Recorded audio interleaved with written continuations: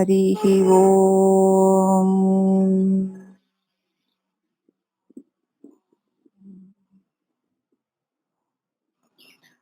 ఓం శ్రీ గురుభ్యో నమః. శ్రీ మహాగణాధిపతయే నమః. అయం సరస్వతీ దేవ్యై నమః. ఓం శ్రీ సద్గురు పరబ్రహ్మణే నమః. జన్మకర్మ నివారణలో మనము పంచభూతాకర్షణల గురించి కూడా చెప్పుకొని, అదే పంచభూతాలు ఎలాగా దానిలోని శక్తిని మనం ఎలా వాడుకుంటున్నాం అన్నదని చెప్పి, ఇక ఒక్కొక్కరికి అనేక భావాలతో క్రియలతో అమోఘమైన పనులు మనం చేయగలుగుతున్నాం. బాల్య యవ్వన కౌమార వార్ధక్య అవస్థలు శరీరానికే గాని ఆత్మకి లేవు. ఆత్మ అంటే నేననేటువంటి తెలివికి. ఆత్మ అంటే నేను కదా, నేను అంటే తెలివి. అది బాగా గుర్తుపెట్టుకోవాలి. నేను అంటే వాణి కాదు, నేను అంటే ఏదో గీత కాదు, నేను అనేసరిగా తెలివి, ఒక లైట్ అని మనం గుర్తుపెట్టుకోవాలి. ఆ లైట్ వెలిగితేనే ఏదైనా తెలియబడుతుంది. నేను అంటే లైట్. కాబట్టి ఇవన్నీ ఎవరికి? బాల్య యవ్వన కౌమార వార్ధక్యాలు శరీరానికి. కానీ నేను అనేటువంటి వెలుగు కాదు. ఆ వెలుగులో ఈ శరీరపు బాల్య యవ్వన కౌమార వార్ధక్యాలు తెలియబడుతున్నాయి. పరమాత్మ సన్నిధానము చేతనే ఇచ్ఛాశక్తి, జ్ఞానశక్తి, క్రియాశక్తులతో వ్యవహారాలు జరుగుతున్నాయి. పరమాత్మ అంటే ఆ వెలుగు. ఏ పనైనా వెలుగు సూర్యుడి సన్నిధానంలోనే కదా లోకుల వ్యవహారాలు. అలాగే నేను అన్న తెలివి వెలుగులోనే ఇచ్ఛాశక్తి, జ్ఞానశక్తి, క్రియాశక్తితో కూడినటువంటి వృత్తులు, తలంపులన్నీ కూడా వ్యవహారాలు చేయగలుగుతున్నాయి. మంత్రశక్తి, యంత్రశక్తి, తంత్రశక్తి మనలోనే ఉన్నాయి, ఎక్కడో లేవు. ఎందుకంటే నేను అనేటువంటి లైట్ లోనే ఇవన్నీ తెలియబడి ఉండాలి. అంతే. కాబట్టి ప్రయత్నము చేసి శ్రద్ధ వహించి మనస్సుని ఊర్ధ్వముఖముగా తిప్పి లోచూపు తనలో చూస్తే ప్రతి విషయము తనకే గోచరిస్తుంది. ఓహో, ఇదంతా ఎవరికి తెలియబడుతుంది? ఎవరి వల్ల తెలియబడుతుంది అని తెలియబడే వాట్లతో ఇచ్చా జ్ఞాన క్రియాశక్తులతో వ్యవహారాలు చేసేస్తున్నాను. కానీ శక్తి ఎక్కడిది? నాకు ఈ ఇచ్చెందుకు కలిగింది? ఈ ఇచ్చ ప్రకారం నేను వ్యవహారం చేసేటువంటి ఈ జ్ఞానం ఎక్కడ కలిగింది నాకు? ఈ క్రియ ఎలా చేయబడుతోంది అని ఆలోచించాం. నేనే నా ఇష్టానుసారం నా తెలివితేటలతో ఈ పనులన్నీ చేసేస్తున్నాను అనుకుంటాం. మంత్రశక్తి అయినా, యంత్రశక్తి అయినా, తంత్రశక్తి అయినా ఆత్మస్వరూపమే నీయంతే ఉన్నాయి. ఎప్పుడైతే ప్రయత్నం చేసి శ్రద్ధ వహించి మనస్సుని ఊర్ధ్వముఖంగా తిప్పితే, లోచూపుతో తనలో తానే చూస్తే ప్రతి విషయం తనకే గోచరిస్తూ ఉంటుంది. ఇలా నాలోనే, నాకే, నా ప్రకాశంలోనే తెలియబడుతున్నాయని తెలుస్తుంది కదా. అంచేత ఇక్కడ చెప్తున్నారు, లో చూపు చూడని లోకుల బ్రతుకేలా, పరమాత్మ నెరుగని ప్రజ్ఞలేలా, గురుబోధ ఎరుగని గొప్పతనమది ఏలా, మనసు నిల్పగలేని మాటలేలా, ఆనందమెరుగని ఐశ్వర్యమది ఏలా, నిర్గుణం వెరుగని నిష్ఠయేలా, సత్యంబు నుడువని సద్గోష్ఠుల ఏలా, ఉపకృతి సేయని ఇచ్చయేలా, సాధకంబున నీ యొక్క స్మరణ లేక కలుగ నేరవు పుణ్యంబు గౌరవంబు, అఖిల భవభంగ విపుల దయాంతరంగా సంతత ఓంకార శివలింగ సన్నుతాంగ. కాబట్టి మనోబుద్ధులను శక్తి వంచన లేకుండా ఎటు తిప్పితే అట్లే నడుస్తూ ఉంటాయి. నువ్వు నీ మనసుని, నీ బుద్ధిని ఎటువైపు తిప్పుతుంటే అటువైపే అవి ప్రవర్తిస్తూ ఉంటాయి. నువ్వు ప్రవృత్తిగా ఉన్నప్పుడు, ప్రవృత్తి అంటే పట్టుకోవడం, అన్నిటినీ తెలుసుకుంటూ వాటిని పట్టుకోవడం. నువ్వు ప్రవృత్తిగా ఉన్నప్పుడు మనసై కోరికలు అనేటువంటి కెరటాలతో కొట్టుకుంటూ కామక్రోధ అసూయలనేటువంటి దేవతలను ఆరాధించి ఇహలోక వాంఛల్లో ఈదులాడుతూ ఉంటావు. నువ్వు పట్టుకుంటే విషయాలని, నీ చేత తెలియబడే వాటిని నువ్వు పట్టుకున్నప్పుడు దాన్ని ప్రవృత్తి అంటారు. అప్పుడు ఆ మనసే అనేక కోరికల చేత అనేక కెరటాలతో కొట్టుకుంటూ మనసు అయిపోతావు. నువ్వు అయిపోయి కోరికలనే కెరటాలతో కొట్టుకుంటూ కామక్రోధ అసూయలనేటువంటి దేవతలను ఆరాధిస్తూ ఇక ఇహలోక వాంఛల కోసం ఈదులాడుతూ ఉంటావు.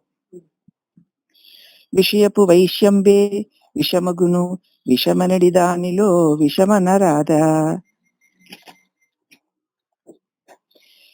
విషమొక్క యొడలి నడిచెడి విషయము జన్మాంతరంబుల వేలనడంచు.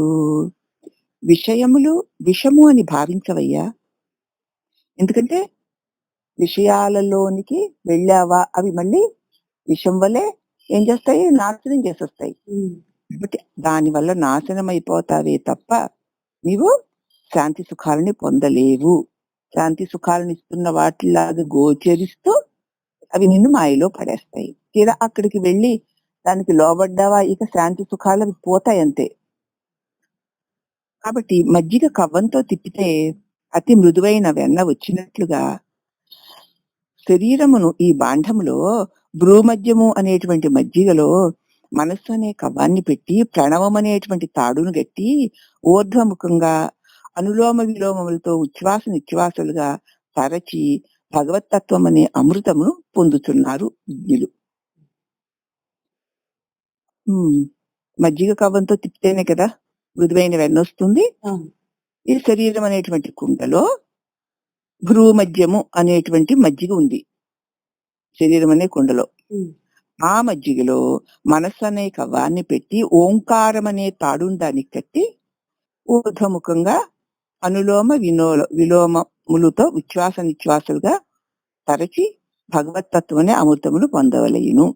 ఉచ్ఛ్వాస నిశ్వాసాలతో పైకి కిందికి ప్రాణాన్ని పీల్చుకుంటూ భ్రూమధ్యంలో నిలుస్తూ మళ్ళీ ప్రాణాన్ని విడుస్తూ, మళ్ళీ పీల్చుకుంటూ భ్రూమధ్యంలో నిలుస్తూ మళ్ళీ విడుస్తూ, ఇలా పీల్చి నిలిచి విడుస్తున్నప్పుడు ఓంకారనాదాన్ని అనుసంధానం చేసుకుంటూ ఉచ్ఛ్వాస నిశ్వాసాలుగా తరిచి చూస్తే భగవత్తత్వం అనేటువంటి వెన్నను మనం పొందగలుగుతాం. అప్పుడు ఏమైపోతుందట, ఆ ప్రాణ ప్రాణ ప్రాణం ఉచ్ఛ్వాస నిశ్వాసాలుగా సాగుతున్నప్పుడు దానితో ఓంకారాన్ని చేర్చి దాని మీద ఏకాగ్రత పెట్టేసరికి నీ లోపల ఉన్నటువంటి అజ్ఞాన తత్వాలన్నీ తొలగిపోయి నీలో ఉన్నటువంటి నీ నిజ స్వరూపమైన బ్రహ్మతత్వం అనే వెన్న నీకు గోచరిస్తుంది అని ఇక్కడ అర్థం అన్నమాట.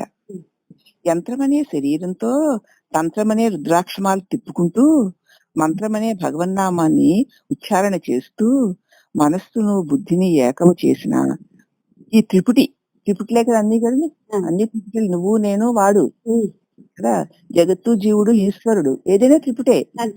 ఈ మూడితో కూడి ఉన్నంతసేపు కూడా ముక్తి లేదు. అది మా సంసార చక్ర వలయంలో తిప్పుతుంది. అవస్థలు ఇవన్నీ మూడే కదమ్మా, శరీరాలు, అవస్థలు, గుణాలు, కాలాలు, ఇదే త్రిపుటి. ఈ మూడిటితో కూడి ఉన్నంతసేపు కూడా జన్మ పరంపరల ప్రవాహం తప్పదు. కాబట్టి ఎప్పుడైతే ఈ త్రిపుటిని దాటాలి అంటే ఏం చేయాలి, శరీరం అనేటువంటి యంత్రము,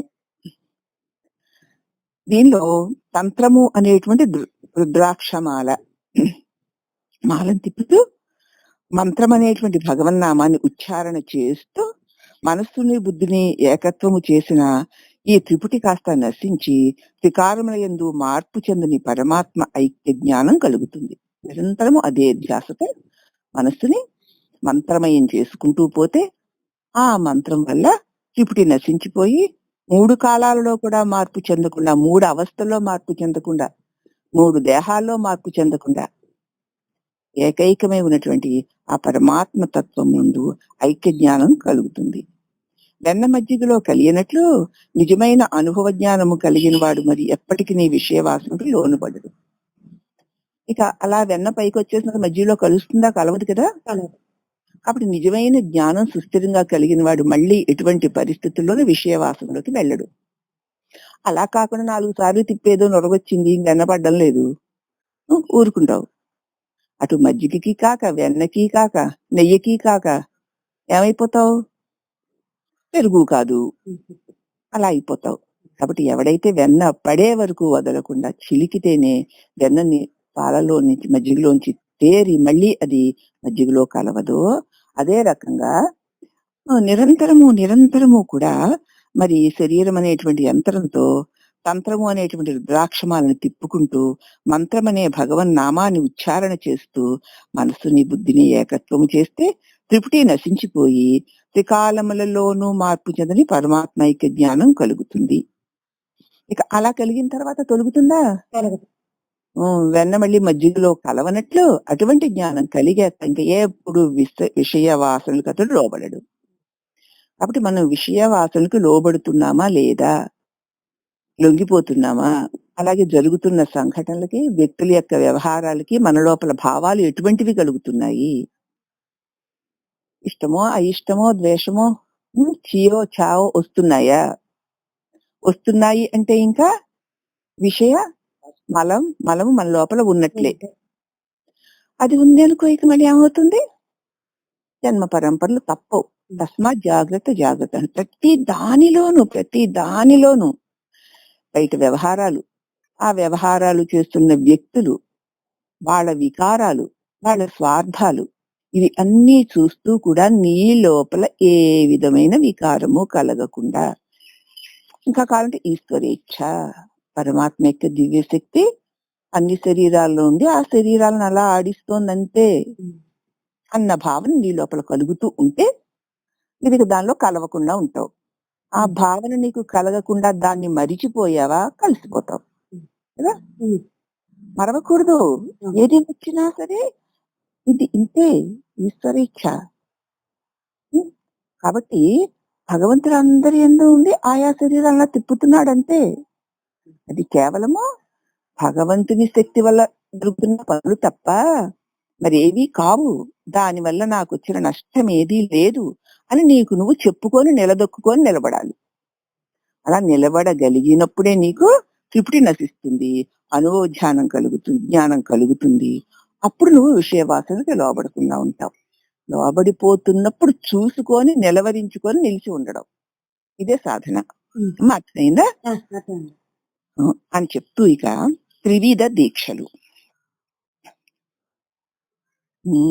దృక్కు స్పర్శ వాక్కు దీక్షలు అనమాట. దృక్కు దీక్ష అంటే చేప గుడ్లను పెట్టి తిరిగి వెంటనే ఆ గుడ్లను చూస్తే అవి పిల్లలైపోతాయి. చేపట గుడ్లను పెడుతుందట, పెట్టి వెంటనే ఆ గుడ్ల వైపుకి తీక్షణంగా చూస్తుందట. ఆ తల్లి యొక్క చూపు తీక్షణతకి ఆ గుడ్లు పిల్లలైపోతాయట. అలాగే గురువు సత్వగుణ ప్రధానులకు శిష్యులను చూచినప్పుడు ఆయన చూపు చేతనే తరింపు చేయగలుగుతారు. నీలో సత్వగుణం ఎక్కువగా ఉన్నప్పుడు అటువంటి సత్వగుణ ప్రధానులైన శిష్యుల వంక ఏకాగ్రంగా ఒక్క చూపు గురుదేవులు చూశారా, ఆ చూపు చేతనే నీవు తరించిపోతావు.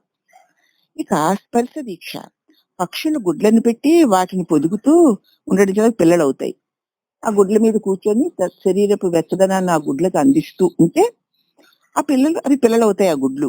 అలాగే గురువు తమోగుణ ప్రధానులైన శిష్యులను తమ హస్తమస్తక సంయోగంతో తరింపు చేస్తూ ఉంటారు.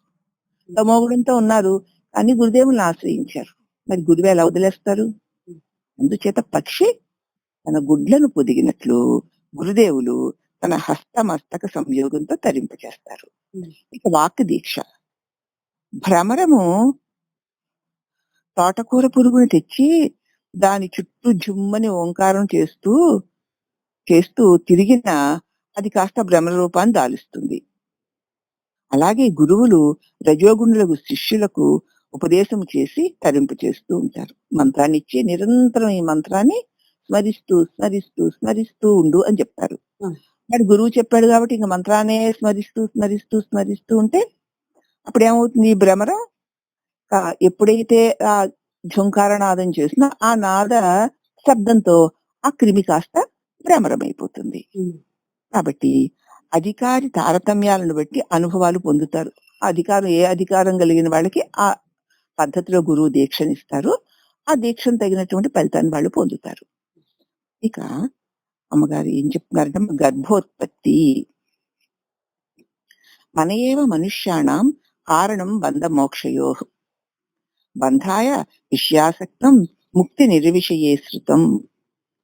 మనస్సే చావు పుట్టుకలకి హేతువు, మనస్సే బంధ మోక్షాలకి హేతువు. పురుషునకు ఇచ్చ చేత శ్రీమోహము కలిగి స్త్రీ పురుష సంయోగము చేత అగ్ని నుంచి మెరుసులు భిన్నముగా వచ్చినట్లే తండ్రి అంశ బిందువు స్త్రీ గర్భమున పడుతుంది. మనయేవ మనుష్యాణం కారణం బంధమోక్షయోః బంధాయ విషయాసక్తి ముక్తి నిర్విషయే శృతం. మనస్సే చావు పుట్టుకలకి హేతువని, మనస్సే బంధ మోక్షములకు హేతువని తెలుసుకొనవలేను. పురుషునకు ఇచ్చ చేత స్త్రీమోహము కలిగి స్త్రీ పురుష సంయోగము చేత అగ్ని నుండి నెరుసులు భిన్నముగా వచ్చినట్లే తండ్రి అంశ బిందువు స్త్రీ గర్భంలో పడుతుంది. ఆ బిందువు మనశ్శక్తి చేత తల్లిదండ్రుల రూపాలను చూసి ప్రారంధానుసారము శుక్లశోణితములు గట్టిపరుచుకొని 5 మాసములకు శరీరము తయారు చేసుకుంటూ ఉంటుంది. 6వ మాసం వచ్చేసరికి జీవుడు అనగా ప్రాణవాయువు ప్రవేశించి కదలికలు కలుగుతూ ఉంటాయి. ఈ రకంగా మనకి గర్భోత్పత్తి జరుగుతోందమ్మా. మనము రాయి, సున్నము, ఇటుక, మన్ను, వాసాలు, పెంకులు, సిమెంటు, తలుపులు, ద్వారబంధాలు, కిటికీలు, అలమార్లు వీటిని అన్నిటితోటి ఇల్లు కట్టుకుంటాం కదా. కట్టించుకొని పని పూర్తి అయ్యాక అందులో గృహప్రవేశం చేసేస్తాం. ఎంత తయారయ్యాక చేస్తామో అంటే నవద్వారపురము 7 ధాతువులతో శరీరము మనస్సు చేత తయారు చేసుకుని జీవుడు దానిలో ప్రవేశిస్తున్నాడు. నవద్వారపురం 7 ధాతువుల చేత నవద్వారపురాన్ని తయారు చేసుకుని ఈ శరీరంలో మనస్సు చేత తయారు చేసుకుంటున్నాడు. ఈ శరీరాన్ని తయారు చేసుకుని జీవుడు దానిలో ప్రవేశిస్తున్నాడు. 9 మాసాలు పూర్తయిన తర్వాత గర్భనరకాన్ని దాటి భూమి మీద పడతాడు. అంటే ఇప్పుడు జన్మిస్తాడు అనమాట. వెంటనే వాక్కు, చూపు, వినుట, ఆకలి సంభవిస్తాయి. భూమి మీద పడేసరికి ఇవన్నీ వచ్చేస్తాయి. అంతవరకు లోపల అవన్నీ ఉంటాయి కానీ వాటికి పనేమీ లేదు. తల్లి నుంచి వాటికి అన్ని అందుతూ ఉంటాయి.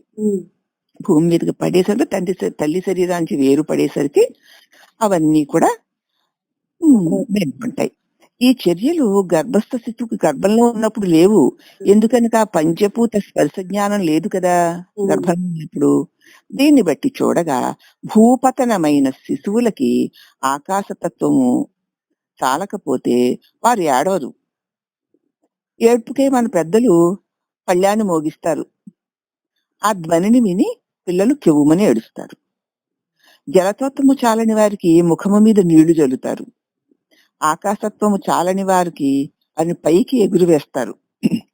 అగ్నితత్వము చాలని వారికై ముఖమున రక్షలు వేస్తారు. భూమి మీద శిశువు పడగానే పూర్వజ్ఞానము భూమి ఆకర్షిస్తుంది. ఎప్పుడైతే భూమి మీద శిశువు పడగానే అతడికి పూర్వజ్ఞానము భూమి ఆకర్షిస్తుంది. గత జన్మల జ్ఞానం అంతా భూమి లాగేసుకుంటుంది. అప్పుడు అధోగతి పాలైతినని ఏడుస్తాడు. మళ్ళీ వచ్చి పడ్డానా అని ఏడుస్తాట. అప్పుడు వరకు లోపల తన గత జన్మల యొక్క జ్ఞానాలతోటే ఉంటాడు.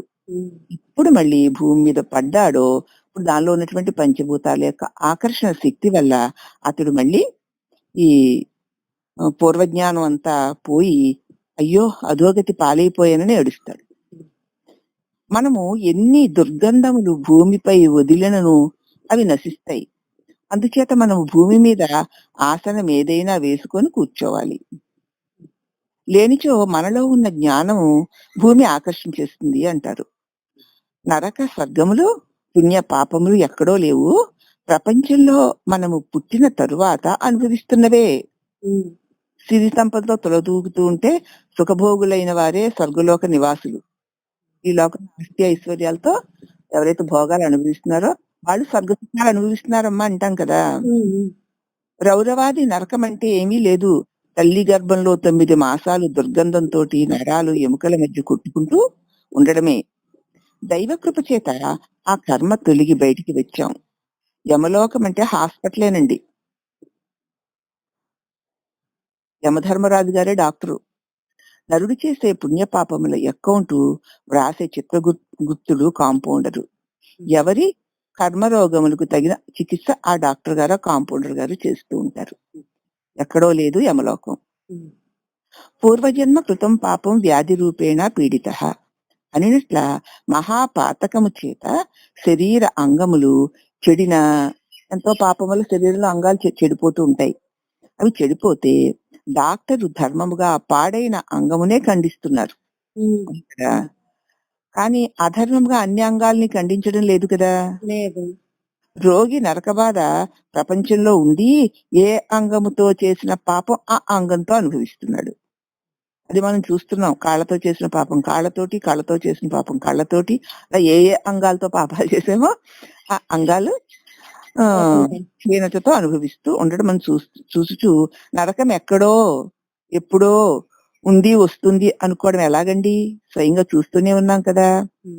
పైగా వైద్యో నారాయణో హరిహి అని కూడా అన్నట్లు ప్రాణరక్షణ చేసిన డాక్టర్లు వైకుంఠవాసుడే, ఆ శ్రీహరియే అని నమ్ముతున్నాం కదా. చుట్టూ దేవుడేనమ్మా డాక్టర్ గారు అంటాం. మానవులందరూ అధోగతి పాలై వచ్చిన వారే. అధోగతి పాలైన వాళ్ళే మళ్ళీ జన్మలోకి వస్తారు. అది తెలియక ఎదుటి వారిని అధోగతే అని పలుకుతారు. ఎదుటి వారికి అధోగతే అని పలుకుతాం గాని మనం కూడా అధోగతి పాలైన వాళ్ళం కాబట్టి పుట్టాం, లేకపోతే పుట్టాం. శిశువు అధోముఖంగానే కదా కాళ్ళు పైకి తలకిందులుగా పుడుతున్న విషయం మనందరికీ తెలిసిందే కదా. అదే అధోముఖం. పుట్టగానే ఏడ్చుట అధోగతి పాలయ్యానే అని తలకిందులుగా పుట్టిన శిశువు 1 సంవత్సరానికి తిరగబడి సవ్యంగా నిలబడతాడు. అయినా అప్పుడు సవ్యంగా నిలబడగలుగుతాడు. కాబట్టి ఊర్ధ్వముఖంగా నిలుస్తాడు. శరీరం నిలబెట్టుటే గాని నడవడి ఎట్లో పాపం వాడికి తెలియదు. శరీరం నిలబెట్టి నడుస్తాడే గాని ఏ విధమైన నడవడికి ఉండాలన్న సంగతి వాడికి తెలియదు. తాను తన్ను ఉద్ధరించుకొనుటకే అనేక జన్మ సంస్కారములు పూర్తి చేసి తాను పుట్టాడే కాని తన నిజస్వరూపము తన నిజరూపు అవిద్య ఉపాధి చేత మాయ తన నిజరూపాన్ని అజ్ఞానం అనేటువంటి మాయ ఆవరించి ఆవరణ విక్షేప శక్తులతో మరుగుపడిపోయింది. చైతన్యము జడ శరీరమున కంటే అంటేసింది. చైతన్యం కాస్త జడమైన శరీరానికి అంటుకుపోయింది. పరమాత్మను మాయ ఆవరించేసింది. అంతే. చైతన్య స్వరూపుడైన పరమాత్ముడే నువ్వై ఉండగా ఇదిగో ఏమైపోతుంది? తన నిజస్వరూపం అవిద్యనని అవిద్య కమ్మడం చేతనే నన్ను నేను తెలుసుకోలేకపోతున్నాని, నేను చైతన్య స్వరూపునని ఎరుగక ఆ చైతన్య స్వరూపమే ఈ జడ శరీరానికి అంటుకుంది. అప్పుడు ఆ పరమాత్మ అయినటువంటి ఈ చైతన్య స్వరూపమైన నీకు మాయ ఆవరించేసింది. సచ్చిదానంద స్వరూపుని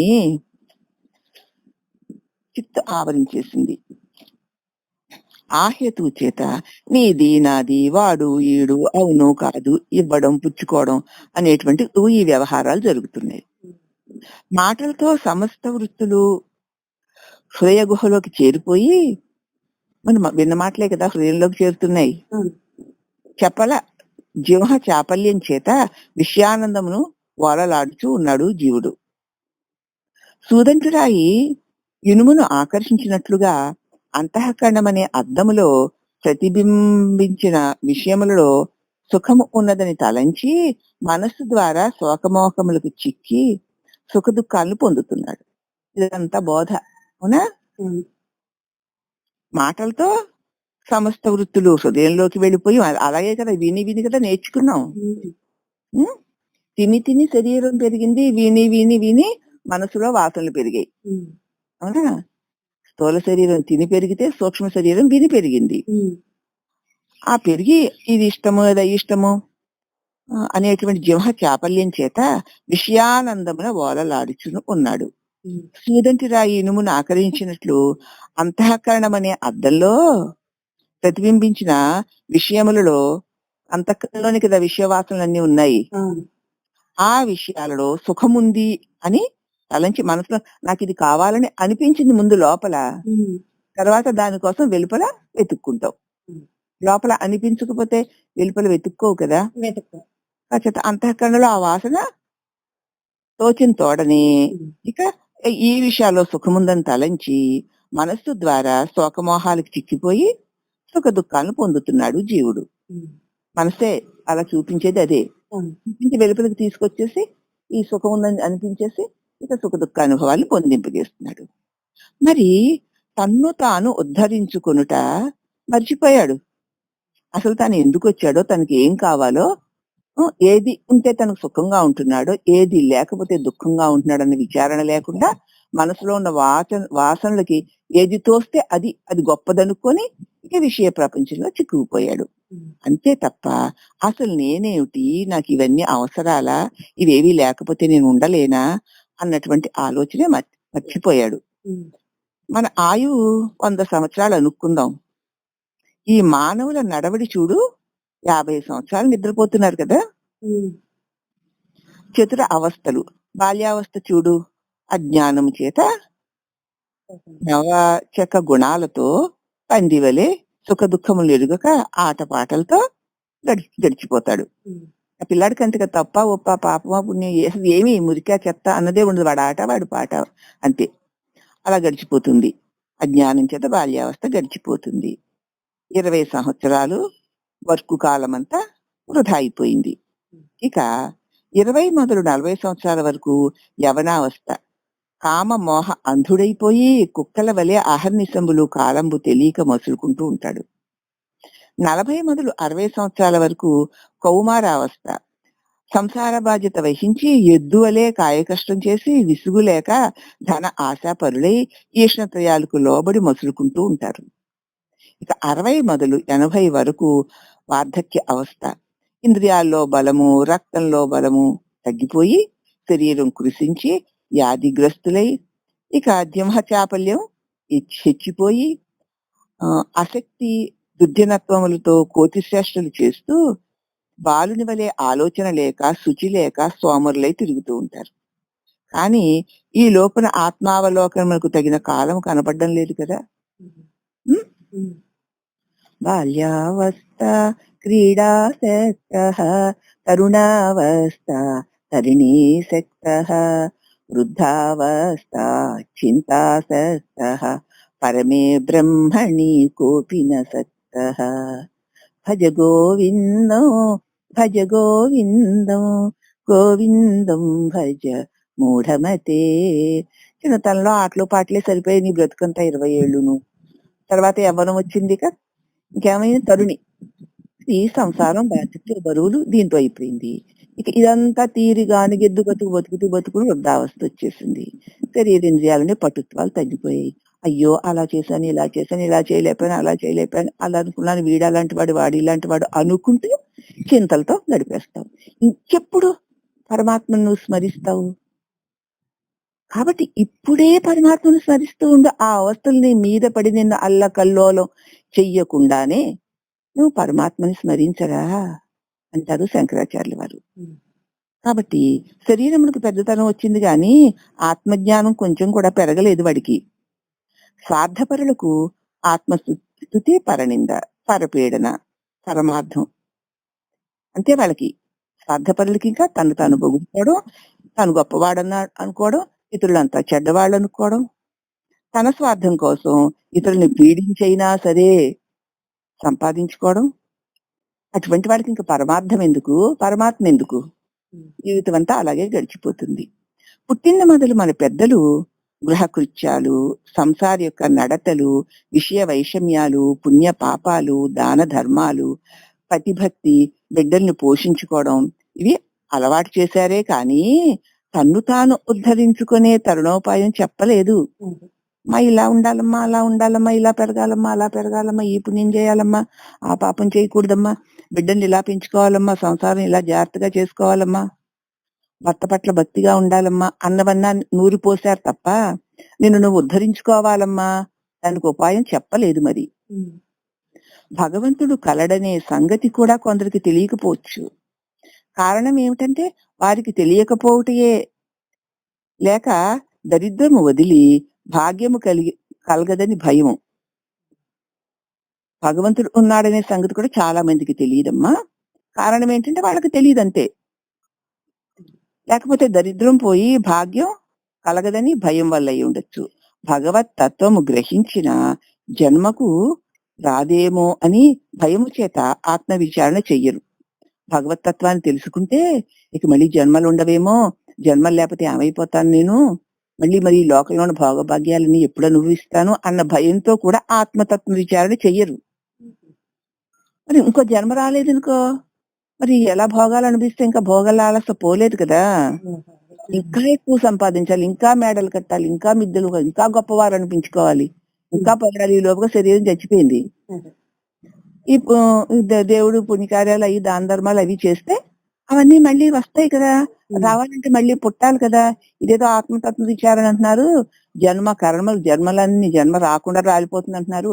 అయ్యి బాబాయ్, ఆ జన్మలేని గతి నాకెందుకమ్మా, నాకు ఇంకా భోగభాగ్యాలు అనిపించే జన్మ కావాలి, అలా రాకుండా అయిపోతుందేమో అని కూడా వాళ్ళ ఆత్మ విచారణ వైపుకి రారు.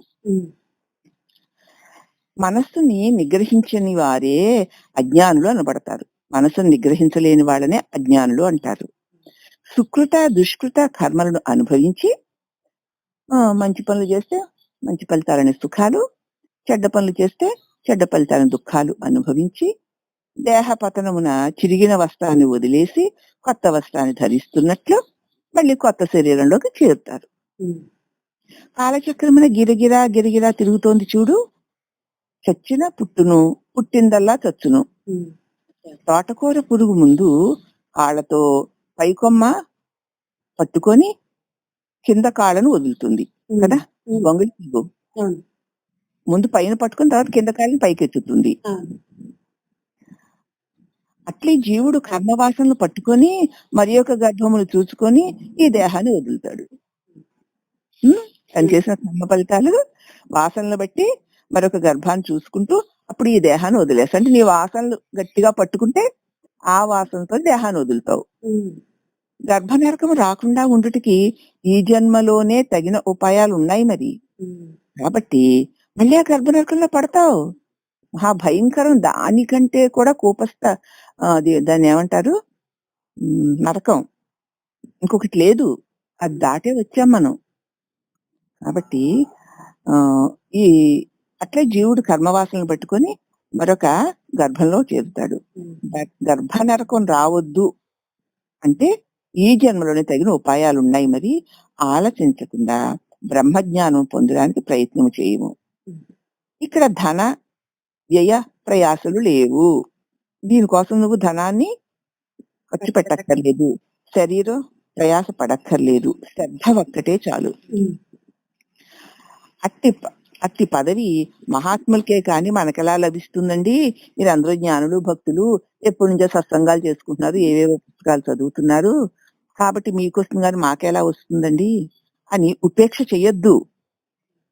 ఇప్పటికైనా ఆ సత్సంగము, సద్వాక్యము వినాలనే ఆసక్తి కలిగింది కదా, ఇప్పటి నుంచైనా ప్రయత్నం చెయ్యి.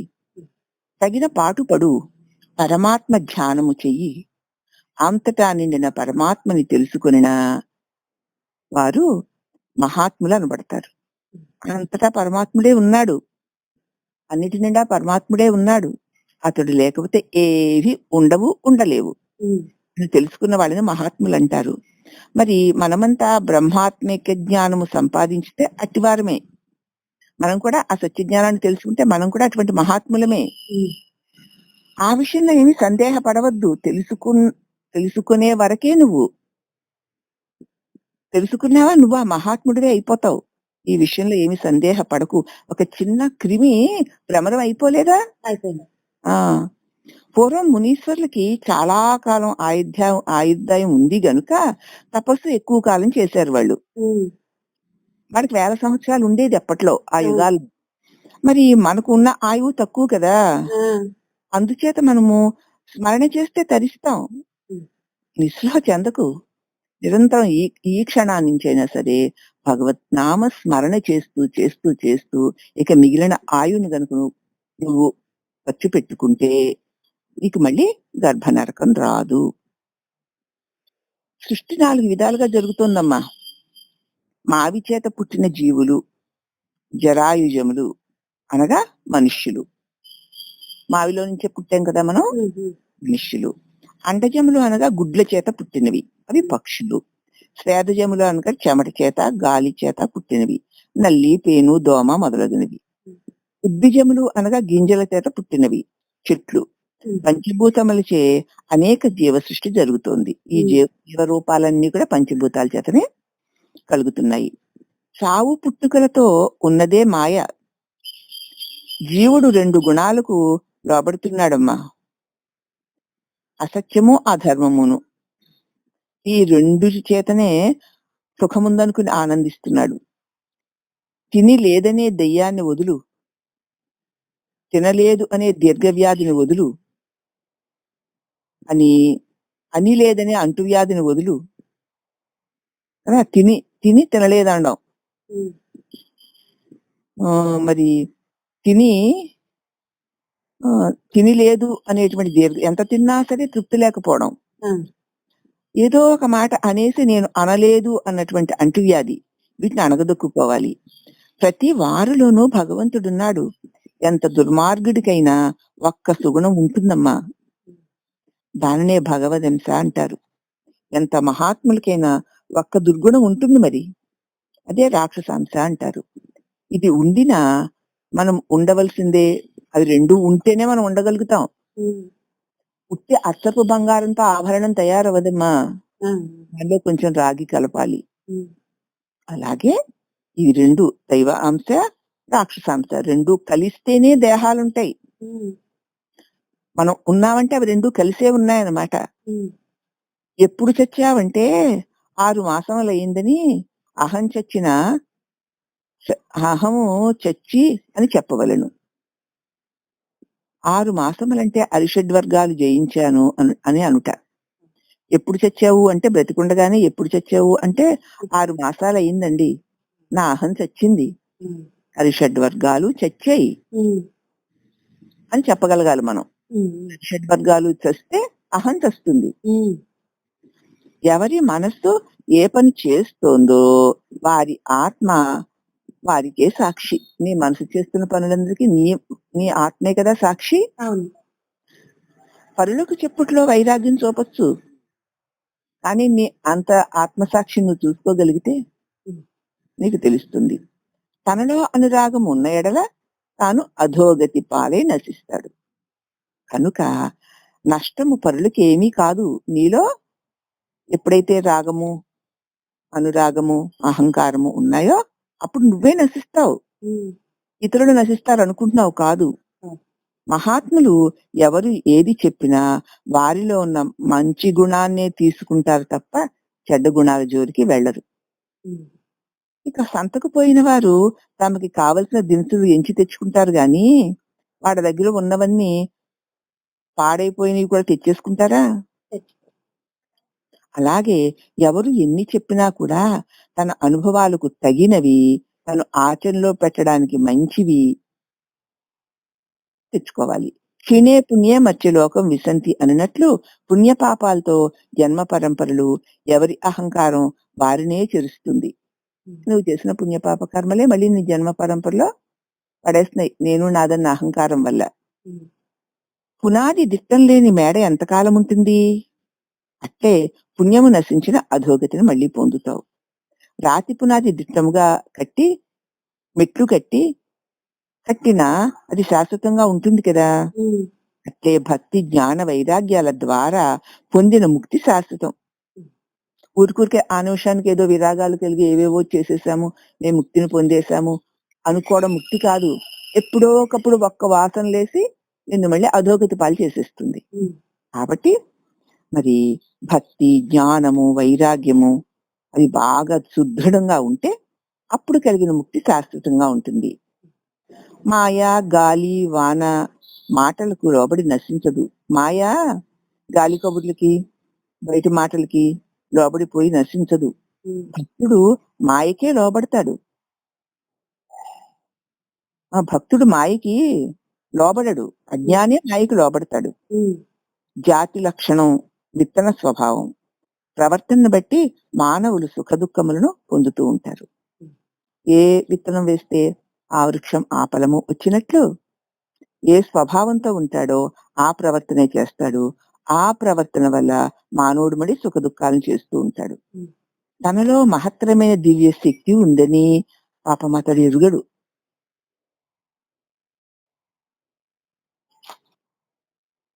పామరత్వం చేత పశుప్రాయులై జన్మకర్మలను పొందుచున్నారు. తెలియకపోతే తనలో ఉన్నటువంటి మహాశక్తిని వాళ్ళు గుర్తించని కారణంగా వాళ్ళు పశుప్రాయులై జన్మకర్మల్ని పొందుతున్నారు. మనస్సు అనే కొడవలికి ఒకవైపున పదునున్నది, రెండవ వైపు సాపుగా ఉంటుంది. వైరాగ్యం అనే పదునుతో అజ్ఞానమనే అడవిని నరకాలి మనం కదా.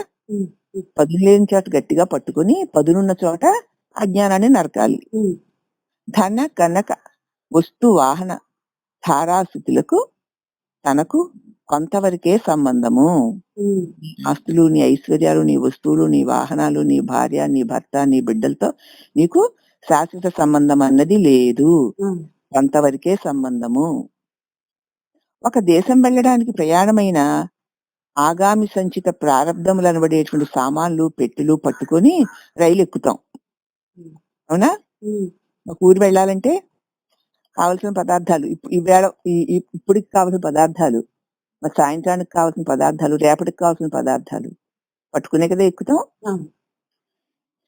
రైల్లో ఉన్నంతసేపు రైల్లో ఉన్న వారందరి యోగక్షేమాలు చక్కగా తెలుసుకుంటూ ఉంటాం, వారితో సంభాషణ కూడా చేస్తూ ఉంటాం. ఎవరి గమ్యస్థానం చేరే స్టేషన్ లో వాళ్ళ సామాన్లతో దిగిపోతారు. మళ్ళీ ఏ మూటలు తెచ్చారో ఆ మూటలతో వాళ్ళు దిగిపోతారు. ఆ రైల్లో వారికి మనకి ఎంతవరకు సంబంధమో అట్లే కర్మ శరీరం నశించినప్పుడు దారాపుత్ర ధన సంపదలతో ఇంతే సంబంధం ఉంటుందని తెలుసుకో. అన్నోదకాలు పరిసమాప్తి అయినప్పుడు కర్మ నశించిన దేహం పతనం అవుతుంది. అన్న ఉదకాలు శరీరం తీసుకోలేకపోతుందో అప్పుడు కర్మ నశించిపోయి, అంటే ప్రారంభ కర్మ నశించి దేహం పతనం అయిపోతుంది. బ్రహ్మజ్ఞానం పొందిన వారికి మాత్రమే శరీరము మళ్ళీ ధరించవలసిన అవసరం రాదు. పెద్దలు అనగా వయసుకి పెద్దలా, దేహానికి పెద్ద, గుణానికి పెద్ద, ఇంకా ఐశ్వర్యానికి పెద్ద, కీర్తికి పెద్ద, ఆత్మకి పెద్ద అనిన శరీరమునకు పెద్దలనిన చిన్నవారికి పెద్ద శరీరం ఉండవచ్చును కదా, పెద్దవారికి చిన్న శరీరం ఉండవచ్చును కదా. పెద్ద వయసుకు పెద్ద ఆయన పుల్ల మొక్కలాగా మూరుడు మనిషి ఉంటాడు, వీడు వయసుకు చిన్నోడు గుమ్మడికాయలాగా ఇంత పెద్దవాడు ఉంటాడు. మరి పెద్ద చిన్న అంటే ఎలాగా? అది కాదమ్మా, వయసుకి పెద్ద అంటే చిన్నవాళ్ళు సత్యధర్మాలతో, వినయ విధేయతలతో, పెద్ద ఆలోచనలతో ఆత్మానుభవాన్ని పొందవచ్చు చిన్నవాళ్ళైనా సరే. పెద్ద వయసు గలవారు పామరత్వం చేత వివేకం లేక వాదులాడుకుంటూ ఆశామోహాలతో చర్చించుకుంటూ జిహ్వచాపల్యం అనే బాలుని వలె తిరగవచ్చు. అది కాదు, విద్య గొప్పదనిన అన్ని విద్యల కన్నా బ్రహ్మ విద్య గొప్పది. మరి ఐశ్వర్యమే గొప్పదంటే కుబేరంతో సమానం మగవారు లేరు కదా. చెంచల లక్ష్మది శాశ్వతం కాదు. అది కాదమ్మా, పరమాత్మయే పెద్దది, అది నశించనిది. ఎందుకనగా సూదిమోప సందు లేక, రూపనామాలు లేక అంతటా వ్యాపించి నిండి ఉన్నదే పరమాత్ముడు. అట్టి పరమాత్మను సర్వత్రా ఎవరు చూస్తూ ఉంటారో, అనుభవాన్ని పొందుతూ ఉంటారో అట్టి వారినే మహాత్ములు, పెద్దలు అంటారు. పెద్దలంటే వీరు వాళ్ళ వయసుతోటి గాని, వాళ్ళ వ్యవహారాలతో గాని, వారి విద్యలతో గాని, వారి శరీరాలతో గాని పెద్దరికం రాదు. ఎప్పుడైతే పరమాత్మ అంటే అన్నిటికంటే గొప్పది, అంతటా వ్యాపించి ఉంది, సూది మోపడానికి కూడా సందు లేకుండా నిండిపోయి ఉంది. అట్టి ఆ పరమాత్మ నామరూపాలు లేకుండా అంతటా నిండి ఉన్నదే పరమాత్మ. అట్టి పరమాత్మను సర్వత్రా ఎవరు చూస్తారో, తెలుసుకుంటారో, అట్టి అనుభవాన్ని ఎవరు పొందుతారో వారినే మహాత్ములు, పెద్దలు అనవలెను. నిజమైన జ్ఞానులు అన్నీ తెలుసుకొని ఏమీ తెలియని వారి వలె ఉంటారు. మామూలుగా చెప్తే ఆయనకేం తెలుస్తుంది, ఆయన ఏం చెప్తాడు, ఈయన చెప్తాడా, వీడికి తెలుసా, అలా అనిపిస్తుంది అనమాట. ఏం తెలుసు, మామూలు ఆకారమే కదా, ఏదో సంసారం సన్యాసం ఏదో అయి ఉంటాడు అంతే. అలా నిజమైన ఏమీ తెలియని వారి వలె ఉంటారు, వాళ్ళని పెద్దలు అంటారు. నిజమైన జ్ఞానులు అన్ని తెలుసుకొని ఏమీ తెలియని వారి వలె ఉంటారు. అత్యంతమైన మైత్రి అధిక బాధల కొరకు అవును. కాబట్టి మాటి మాటికి మరి నువ్వు స్నేహితులను పెంచుకుంటున్నావు అనుకో, అధికమైన మైత్రి కూడా శత్రుత్వానికి కారణమవుతుంది. అధిక సంభాషణ కూడా, అతిగా మాట్లాడుతున్నామంటే ఎక్కడో అక్కడ తప్పులో ఒప్పులో తొలుతాయి, ఆ మాటలు ఇతరులను బాధించవచ్చు. అధిక ప్రేమ కూడా తగదు, అధిక ప్రేమ రాగంగా మారి పాశమైపోతుంది. కాబట్టి వ్యష్టిభావము సృష్టిలో ఉండరాదమ్మా. ఎందుకంటే నేను మాత్రమే, నాది మాత్రమే అన్న భావన ఈ సృష్టిలో ఉన్న ఎవరికీ ఉండకూడదు. సృష్టి అందరి సొంతం. నీ ఒక్కదానికే సొంతం కాదు, నీ ఒక్కడికే సొంతం కాదు. దూషణ భూషణ తిరస్కారములనే దోమలను తోలుకుంటూ ఉండు. వాటిని దరిచేరనివ్వకు, లేకపోతే దుర్భరమైన వ్యాధులు వస్తాయి. ఇప్పుడు దోమలు కొట్టకుండా ఎన్నెన్ని చేసుకుంటున్నాం మనం. ఇప్పుడు దూషణ భూషణాలే తిరస్కారాలే దోమలు. ఆ దోమల్ని తోలుకో, దగ్గరికి రానివ్వకు. మన అంగములన్నీ అనేక వికారాలుగా ఉన్నాయి కదా. ఒకదానిలాగా ఒకటి ఉందా? వేలులాగా కాలు లేదు, కాలులాగా కన్ను లేదు అని ఉన్నాయి. అహమనే పాము అజ్ఞానము చేత ధనమద బల అంధత చేత పగురు కలిగి ఉన్నది. అహంకారం అనేటువంటి పెద్ద విష సర్పం ఇది. ఇది అజ్ఞానం అనే ధన మద బల అంధకారము చేత పగురు కలిగి ఉంది. దీని వైఖరి ఒకసారి చూడు. తనలోనున్న బలమంతా ముఖం మీదకి తెచ్చేసుకుని తీవ్ర కోపోద్రేకాలతో కండు ఎల్ల చేసి పళ్ళు పటపటా కురుకుతూ ముక్కు పైకి నిక్కించి హూంకారం చేస్తూ బుస్సు అంటూ దూషణ వాక్కుల వర్షం కురిపిస్తూ ఉంటుంది. కోపం వచ్చిన మనిషిని చూడు ఎలా ఉంటాడు. ఈ దివ్య దర్శనం ఇస్తూ ఉంటాడు ఆయన. దేహమనే పుట్టలో నుండి అహమనే పాము బయటికి వచ్చి పరులతో కలహిస్తూ ఉంటుంది. అది చూడు ఎంత ఆశ్చర్యము. తనకు నీరసము వచ్చిన ఫుల్ స్టాప్ లేకుండా, నీరసం వచ్చేస్తూ ఉంటుంది పక్క నుంచి, అయినా సరే ఫుల్ స్టాప్ లేకుండా వాద భేదాలతో కాలం గడిపేస్తాడు. తాను బాధపడుట, ఇరుప్రక్కల వారితోనూ ఇంట్లో వారితోనూ కలహించుట, దీనివల్ల ఇహపరములకు శాంతి ఉంటుందా? ఈ పామును పట్టకపోతే తనకు సుఖము లేదు. అహంకారం అనే పాముని పట్టుకొని దాని కోరలు పీకకపోతే ఎప్పుడు వాడు సుఖంగా ఉండలేడు. తన క్రోధము తాను తెలియకపోవుట చేత ఎదుటి వారిని అందరికీ తాను బాధపడుతూ ఇతరుల వారు కూడా బాధ కలిగిస్తారు. తన స్వభావం ఎట్లున్నదని ఆలోచిస్తే ఎదుటి వారితో మాట్లాడినా విరోధం కనిపించదు. తన స్వభావం ఎలా ఉంది అని యోచించి ఎదుటి వారితో మాట్లాడినా విరోధము కనిపించదు. తన మనస్సు మంచిదైన ప్రపంచమంతా మంచిగానే కనిపిస్తుంది. అధిక ప్రేమ క్రోధము హెచ్చిన ఒళ్ళు మర్చిపోతావు. చిన్న పెద్దల తారతమ్యం కూడా తెలియకుండా దూషిస్తావు. ఈ దోష నివారణకి వారమునకు ఒక రోజైనా మౌనముగా ఉండడం మంచిది. మనసు స్వాధీనం అవుతుంది. అప్పుడు అవకాశము లేని వారు నెలకొక్క రోజైనా మౌనంగా ఉంటే మనకే మంచిది.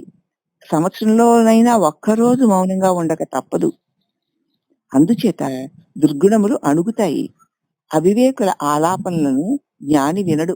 అవివేకులు మాట్లాడే మాటలను జ్ఞాని వినడు. ఎందుకంటే పామురుల తగువులు తీర్చడానికి వాడు తయారవ్వడు. ఎందుకంటే వాడని ఆయన పట్టించుకోడు. కాబట్టి ఎవరైతే ఇతరుల విషయాల్ని మనం పట్టించుకుని పెద్దరికం కోసం తయారవకుండా ఉంటామో, అక్కర్లేనివన్నీ నెత్తిన వేసుకోకుండా ఉంటామో, అప్పుడే నీకు వాటి యొక్క దోషాలు అంటుకోకుండా ఉంటాయని విద్యుడికి తెలుస్తుంది. అందుచేత అతడు అటువంటి వాటిలోకి ప్రవేశించడు. మనసు నిలిపిన నిలుచును మారుతంబు, చూపు నిలుపంగా సుఖము దొరుకు, సరిమనో దృక్కు నిలిచిన దొరుకు ముక్తి, నవ్యతర భోగి శ్రీ సదానంద యోగి. కామిర్ల వ్యాధి గల మనుషులకి ప్రపంచమంతా పచ్చగా కనపడుతుందిట. అదే అజ్ఞానికి ప్రపంచమంతా సత్యముగా తోస్తుందిట. జ్ఞానము తెలిసిన నిజానికి ఇదంతా సత్యమా మరి అనిత్యమే కదా. జ్ఞానం తెలియని వాడికి నిత్యమే ఇది సత్యమే అనుకుంటాడంటే, అయ్యో ఇన్ని రోజులు పోయాయే, ఎన్నో జరిగాయే, అన్నీ పోయాయే, వచ్చిందల్లా వచ్చినట్టు పోతూనే ఉంది, ఇక సత్యంగా చెప్పేది ఏది లేదే అన్న జ్ఞానం ఉండదు అజ్ఞానికి. అయినా మనం ఈ సద్గురువు బోధ ఉంది కనుక ఇక్కడ ఏది క్షణకాలం కూడా నిలిచి ఉండే వస్తువే లేదు అని తెలిస్తే ఇక్కడ అంతా అనిత్యమే తప్ప నిత్యం ఏమైనా ఉందా? ఏది లేదు. మరి ఇంకప్పుడు అతడి నడత దుర్మార్గంగా ఎందుకుంటుంది? దుర్మార్గునికి ఎదుటివారి నడత అలాగే తోస్తూ ఉంటుంది, సత్యం అన్నట్లే తోస్తూ ఉంటుంది. కళ్ళు తిట్టిరంచు కలవరపడనేలా వారి తిట్లనేమి వాసి చెడును. మూర్ఖులు నిన్ను తిట్టారు, నీకెందుకు బెంగ? వారి తిట్ల వల్ల నీ విలువ తగ్గుతుందా? సజ్జనుండు తిట్ట శాపంబదేనురా విశ్వదావిరామ వినురవేమ. ఒక సజ్జనుడు ఓ సన్మార్గంలో ప్రవేశించి నడుస్తున్న వాడు తిట్టాక తప్పకుండా శాపం అయిపోతుంది. కాబట్టి సజ్జనుల పట్ల నమ్రతాభావంతో భక్తిభావంతో ఉండు. దుర్జనులంటావా, వాళ్ళు ఎన్నో తిడుతూ ఉంటారు, వాళ్ళను పట్టించుకోకు. దుర్మార్గులు అనవసరంగా తిడితే తన ఐశ్వర్యం ఏమైనా తొలగిపోతుందా? వాడు అనవసరంగా తిట్టాడు నిన్ను, నీ అదే అంటాను, ఏమైంది? నీ వెంట్రుక ముక్క రాలి కింద పడిందా ఏమిటి? అయితే వచ్చిన కొమ్ములు ఊడిపోయాయా? మరి ఇంకనే. కాబట్టి దుర్మార్గులు అనవసరంగా ఏవో మాట్లాడుతూ ఉంటారు, వాళ్ళ మూర్ఖవాదన వాళ్ళది. ఎవడు అలా మూర్ఖంగా మాట్లాడుతుంటాడో వాడి ఐశ్వర్యమే, వాడి వేసేస్తే వాడి కీర్తే తొలగిపోతుంది, నీకేమీ నష్టం ఉండదు. సజ్జనుడు తిట్టాడా, అతని తపశక్తి అంతా పోతుంది. సజ్జనుడు కూడా తిట్టడు, ఎందుకంటే ఆ తిట్టడం వల్ల అతని తపశక్తి తరిగిపోతుంది. కాబట్టి ఇది తెలుసుకొని జ్ఞాని అజ్ఞాని కూడా దూషించడం తగదు. జ్ఞానిని దూషించొద్దు, అజ్ఞానిని దూషించొద్దు. చేశామంటే ఇకంతే నాశనం అయిపోతావు, నీకెందుకు అని ఉండు. ఇక వెలది జూదంబు పానంబు వేట పలుకు ప్రల్లదంబును దండంబు పరుసదనము సొమ్ము నిష్ప్రయోజనముగా వమ్ము సేతయనుడు దుర్వ్యసనంబుల జనదుతగుల. ఇక వైరాగ్యం గురించి, నా వైరాగ్య పరో లాభ నా బోధాత్ పరమం సుఖం నా గురోరా పరస్త్రాత నా సంసారాత్ పరో రిపుః. వైరాగ్యమునకు మించిన లాభము గాని, బోధకి మించిన సుఖము గాని, గురువుకి మించిన దైవము గాని, సంసారానికి మించిన శత్రువు గాని ఈ లోకంలో లేరు. బాగా దీన్ని గుర్తు పెట్టుకుని మననం చేసుకోవాలి. వైరాగ్యానికి మించిన లాభములు, దేని మీద నీకు రాగం కలుగుతున్నా రాగం వల్ల క్రోధము, మోహము, మదము, మాత్సర్యము వచ్చేస్తాయి. దీని నుంచి వికృతి శాస్త్రం వెలువడతాయి. దానివల్ల నీవు చేసిన సాధన నశించిపోతుంది, మళ్ళీ జన్మ పరంపరలో రాలి పడిపోతావు. అందుచేత ప్రతి విషయంలోనూ వైరాగ్యం, ఇది ఉండేదా, దీనివల్ల నాకు వచ్చిన లాభం ఏముంది గనక అది పోతుంది, నేను ఉంటాను కదా అన్న భావన ప్రతి దానిలోనూ రావాలి. అంతకు మించిన లాభం ఇంకేదీ లేదమ్మా. బోధకి మించిన సుఖము లేదు. ఎందుకంటే గురువు చెప్పిన బోధ బాగా నీలో స్థిరపడితే వైరాగ్యం దానికదే వచ్చేస్తుంది. గురువుని మించిన దైవం లేదు. గురువే నీకు అటువంటి వివేక వైరాగ్యాలనిచ్చి సమస్త బాధల నుంచి విడుదల చేస్తాడు. ఇంకా సంసారాన్ని మించిన శత్రువు లేదు. ఇంక ఈ సంసారాన్ని కౌగిలించుకొని ఇళ్ళు వాకిళ్ళు బంధువులు మిత్రులు బిడ్డలు గడ్డలు అనుకుంటూ అదే శాస్త్రాలు అనుకుంటూ దానిలో ఉన్న రాగద్వేషాలని నెత్తిన వేసుకుంటూ అంతకంటే శత్రువులు ఎవరున్నారు నువ్వు నాశనం అయిపోవడానికి? కాబట్టి జాగ్రత్తగా ఉండు. భోగ మహారోగ సంవాదాః పరమాపదః వియోగాయైవ సంయోగా ఆధయో వ్యాధయో ధీమాన్. భోగాలన్నీ రోగాలేనని, సంపదలన్నీ ఆపదలని, సంయోగము వియోగాల్ని కలిగిస్తుందని, ఈ సంయోగ వియోగాలే ఆది వ్యాధులని తెలుసుకో కదా. సంయోగ వియోగాలే ఆది వ్యాధులు, మానసిక శారీరక రోగాలు రావడానికి. ఇష్టమైన వాళ్ళ నుంచి విడిపోతే ఏడుపు, అయిష్టమైన వాళ్ళతో కలిసి ఉండవలసి వస్తే ఏడుపు. కాబట్టి ఇవన్నీ కూడా మనకి ఆది వ్యాధులు అయిపోతాయి. విషముతో కూడే మృష్టాన్నం చూడడానికి శోభగా ఉన్నా తింటే ప్రాణాంతకం అయిపోతుంది. సుఖదః క్రియతే భోగారామః. సుఖం కలుగుతుంది కానీ భోగాలను అనుభవిస్తూ ఉంటే తర్వాత అది రోగంగా మారుతుంది. శరీరే రోగః యద్యపి లోకే మరణం శరణం. తదపిన ముంజా పాపాచరణం. కాబట్టి సుఖభోగాల కోసం ఎంత ఎంత ప్రయత్నిస్తూ ఉంటావో అది దేహానికి మనసుకి అంత రోగాన్ని తెచ్చిపెడుతుంది. ఉం? ఎప్పటికైనా మరణం తప్పదు కదా. ఎందుకు ఈ సుఖభోగాల కోసం పాపాచరణం చేయడం చేసి మళ్ళీ ఇటువంటి ఇంకా హీనమైన జన్మల్లోకి పడిపోవాలి కదా. ఎందుకయ్యా సుఖభోగాల కోసం తాపత్రయపడకు, అవి రోగాలను కలిగిస్తాయి. ఉం? పైగా మళ్ళీ పాపాచరణ చేయిస్తాయి. దానివల్ల మళ్ళీ జన్మ మృత్యువును పొందవలసి వస్తుంది. కాబట్టి యదృచ్ఛాలాభ సంతుష్టో, నీకు ఏది ప్రారంభంలో ఉందో అది తప్పకుండా నీ దగ్గరికి వస్తుంది. దాన్ని భగవత్ ప్రసాదంగా స్వీకరించి నిశ్చింతగా ఆనందంగా ఉండు. కోరి దుఃఖాలు కలిగించుకోకు అని చెప్తున్నారనమాట. కాబట్టి విషంతో కూడా మిష్టాన్నం చూడడానికి మంచి శోభగా గుమగుమలాడుతూ ఉన్నా తిన్నాక ప్రాణాంతకమైపోతుంది. అనురాగము లేకుంటే విరాగం కలుగుతుంది. అనురాగం లేకపోతే నీకు విరాగం కలుగుతుంది. ఆ ఆహార పదార్థం మీద నీకు అనురాగం లేదనుకో, ఇప్పుడు నాకు ఆకలేట్లేదు ఎందుకది ఎంత బాగుంటే మాత్రం వద్దు వదిలేసావనుకో విరాగం కలుగుతుంది. ఆ జన్మ సంస్కారాలకి చిన్నతనం నుండి దేని యందు ఆశ ఉండదిక. ఆది పుట్టుకతోనే సంస్కారవంతులై వచ్చిన వాళ్ళకి దేని మీద ఊరికి అధికమైన ఆశ ఉండదు. వ్యామోహాలు ఉండవు, వెంపర్లాట్లు ఉండవు. పరవస్తువులు గాని పరధనము గాని వారికి కోరాలి అని కూడా తెలియదు. ఎందుకంటే అవసరమే లేదు వాళ్ళకి. ప్రతి దానికి వైరాగ్యమే అవలంబిస్తారు. బా ఎందుకు, సరేలే వచ్చిందా, రాలేదా మనకి ఎందుకది అని ఉంటారు. కాబట్టి ఇంద్రియ నిగ్రహము కలిగి విరాగము భూని ఆత్మ విచారణ చెయ్యాలి. ఆత్మ సాక్షాత్కారము కలిగిన గాని మోక్షము రాదయ్యా. వైరాగ్యము లేకుండిన వారలు సన్యాసులమని ప్రవర్తించినచో పేరునకు గాని మోక్ష విచారణకు కాదు శుద్ధ సంయమీ చంద్ర. ఇక రేపు చెప్పుకున్నామమ్మా. అంచేత స్త్రీలు గౌరీ పంచాక్షరి లేక నవాక్షరియో, లక్ష్మీ మంత్రమో, సరస్వతి మంత్రమో రోజుకి 1000 మంత్రం తప్పకుండా చెయ్యాలి. ఉపనిషత్తులు, భగవద్గీత 3 అధ్యాయాలన పారాయణ చెయ్యాలి. అందుకే మరి స్తోత్ర మంజరి ఆభరణంగా ఇచ్చారు మలయాళ స్వాములు వారు. 3 భాగాలు చేసుకుని స్తోత్ర మంజరిని పారాయణ చేస్తూ 3 అధ్యాయాలు భగవద్గీతను పారాయణ చేయండి. ఉదయం ఏమో లలితా సహస్రమును, సాయంత్రం విష్ణు సహస్ర పారాయణ చేసుకోండి. మంత్ర జపాన్ని అక్షర లక్షలు చేసుకోండి అని చెప్పారు. ఇదంతా అంతఃకరణ శుద్ధి, ఇక మళ్ళీ మాయలో పడకుండా ఉండడానికి ఉపయోగపడుతుంది. తెలిసిందిరే, దానిలో నిలవలేకపోవడానికి ఇంకా ఆ మాలిన్యాలు ఉండడం కారణం అన్నమాట. ఏ దేవతా మంత్రం నీవు గురువు నుంచి తీసుకున్నావో ఆ దేవతా సహస్రనామాలు పారాయణ చెయ్యి.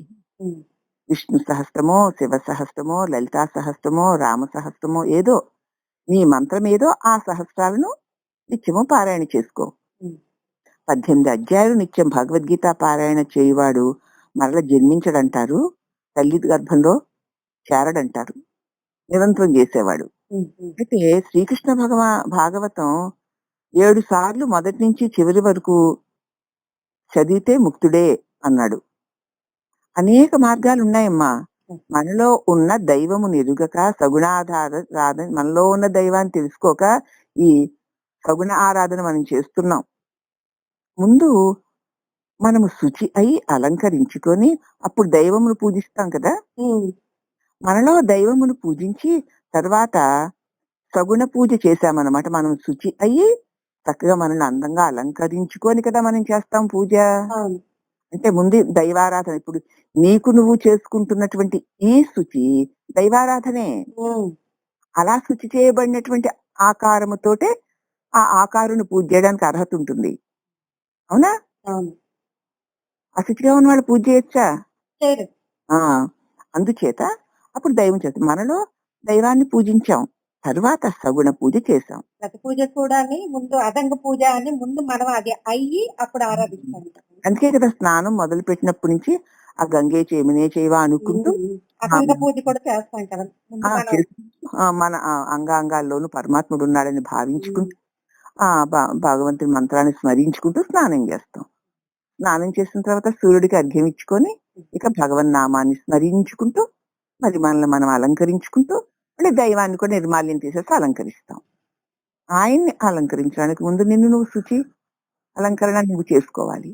అంటే నువ్వు ముందు భగవత్ స్వరూపాన్ని నీ రూపంలో శుచి చేసుకున్నాక ఆయన రూపాన్ని నువ్వు శుచి చేసి ఆరాధిస్తావు. కాబట్టి ముందు మనం శుచియే అలంకరించినప్పుడు దైవాన్ని పూజిస్తున్నాం. మనలో దైవాన్ని పూజించి తర్వాత సగుణ పూజ చేశాం. భగవంతుడు ఎక్కడున్నాడని ఆవాహన చేస్తే అక్కడే ఆ భగవత్ శక్తి ప్రవేశిస్తుంది. ఆ దేవుడు గూట్లో ఉన్నాడు, మందిరంలో ఉన్నాడు అని నువ్వు దృఢంగా భావించి చేస్తే అక్కడికి నీ భావన బలం వల్ల భగవత్ శక్తి అక్కడ ప్రవేశిస్తుంది. సగుణారాధన చేయగా చేయగా అదే నిర్గుణ ఆరాధనగా మారిపోతుంది. నువ్వు మార్చక్కర్లేదు, చేస్తూ పోతే అదే మారిపోతుంది. కాబట్టి చీకటింటిలోని సామానుల్లో దీప ప్రకాశ సహాయం చేత మన పనులు మనం చేసుకుంటున్నాం కదా. అట్లే మనలో ఆ జ్ఞానజ్యోతి త్రికాలముల యందు ఒకే మాదిరిగా ప్రకాశిస్తోంది. మరి కాలాల యందు, 3 దేహాల యందు, 3 అవస్థల యందు కూడా ఏకముగా ప్రకాశిస్తుంది నీలో జ్ఞానజ్యోతి.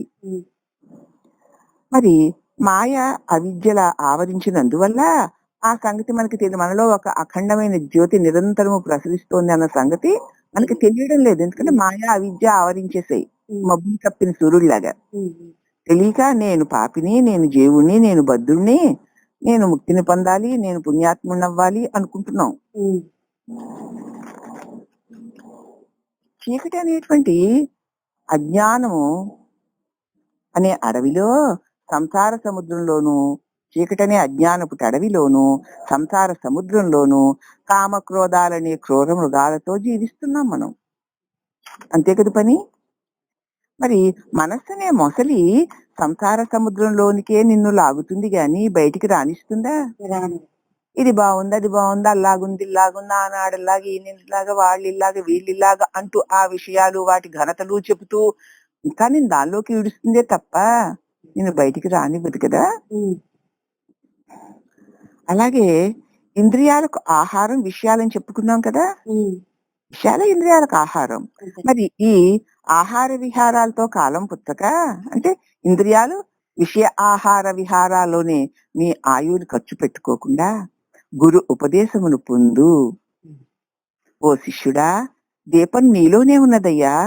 అంతఃకరణం అనే చిమునీని దుర్వాసననే మలినం కప్పి ఉంది. నీలో దీపం వెలుగుతోంది కానీ నీకు కనిపించట్లేదు. అంతఃకరణం అనే చిమునీని లోపల మన అంతఃకరణలో జన్మ జన్మల వాసనలు అనేటువంటి చీకటి మసి పట్టేసి ఉంది. అందుచేత నీకు తెలియడం లేదు. అంతఃకరణ శుద్ధి అయితే తుడిచిన చిమినీ పెడితే దీపం యొక్క వెలుగు, దీపము ప్రస్ఫుటంగా మనకు కనిపిస్తాయి.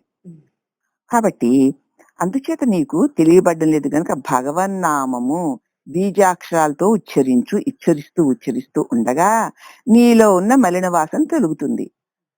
మనం చిన్నప్పుడు మరి నాన్నమ్మ వాళ్ళందరూ దీపాలు అవి వెలిగిస్తున్నప్పుడు సాయంత్రం అయ్యేసరికి ఆ దీపాలన్నీ కిందకి దింపి వాటికి శుభ్రంగా ముగ్గు వేసి ఒక గుడ్డ వేసి ఆ చిమినీలన్నీ తుడిచి ఆ దీపం కూడా తుడిచి దానిలో ఆయిల్ పోసి సంధ్యాదీపం వెలిగించి ఆ చిమినీ పెడితే చక్కగా వెలుగు కనిపించేది.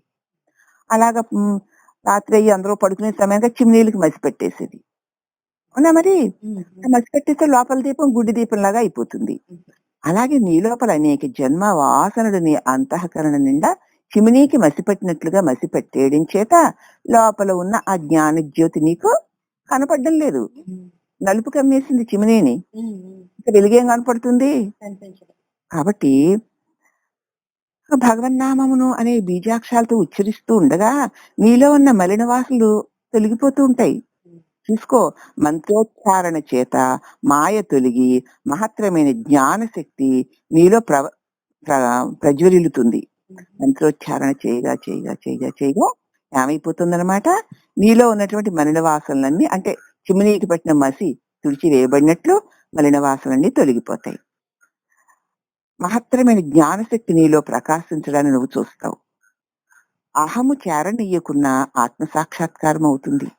అక్కడ మళ్ళీ నేను అన్న అహంకారాన్ని చేరనీయకపోతే ఆత్మ సాక్షాత్కారం అవుతుంది. అది సద్వాక్యములనే సంపద కలిగిన వారు దుర్బుద్ధి దూరముగా విడిచిపెట్టాలి. నీకు సద్గురు మాటి మాటికి సద్వాక్యాలు చెప్తున్నాడు కదమ్మా. ఉమ్, ఆ సంపదను కలిగినవా దుర్బుద్ధులను దూరంగా వదిలేయాలి. ఉమ్, కక్కిన అన్నము ఆ తినగలమా? తినలేం కదా. ఉమ్, అలాగే కక్కిన అన్నాన్ని మళ్ళీ దాని వంక ఎలా చూడడానికి అసహ్యపడతామో అలాగే నీలో ఉన్న దుర్గుణాలన్నిటిని వదిలేసి ఇక వాటి వైపుకి అసహ్యం పెట్టుకొని చూడకు. ఉమ్, నాన్నగారు చెప్పినట్టు కాకిరెట్టలాగా అంతే. సమిష్టి భావము సంపాదించుకో. ఉమ్, అప్పుడు నీలో దుర్గుణాలు వదిలేస్తున్న కొద్దీ నీకు తెలియకుండానే సమిష్టి భావం నీకు కలుగుతుంది.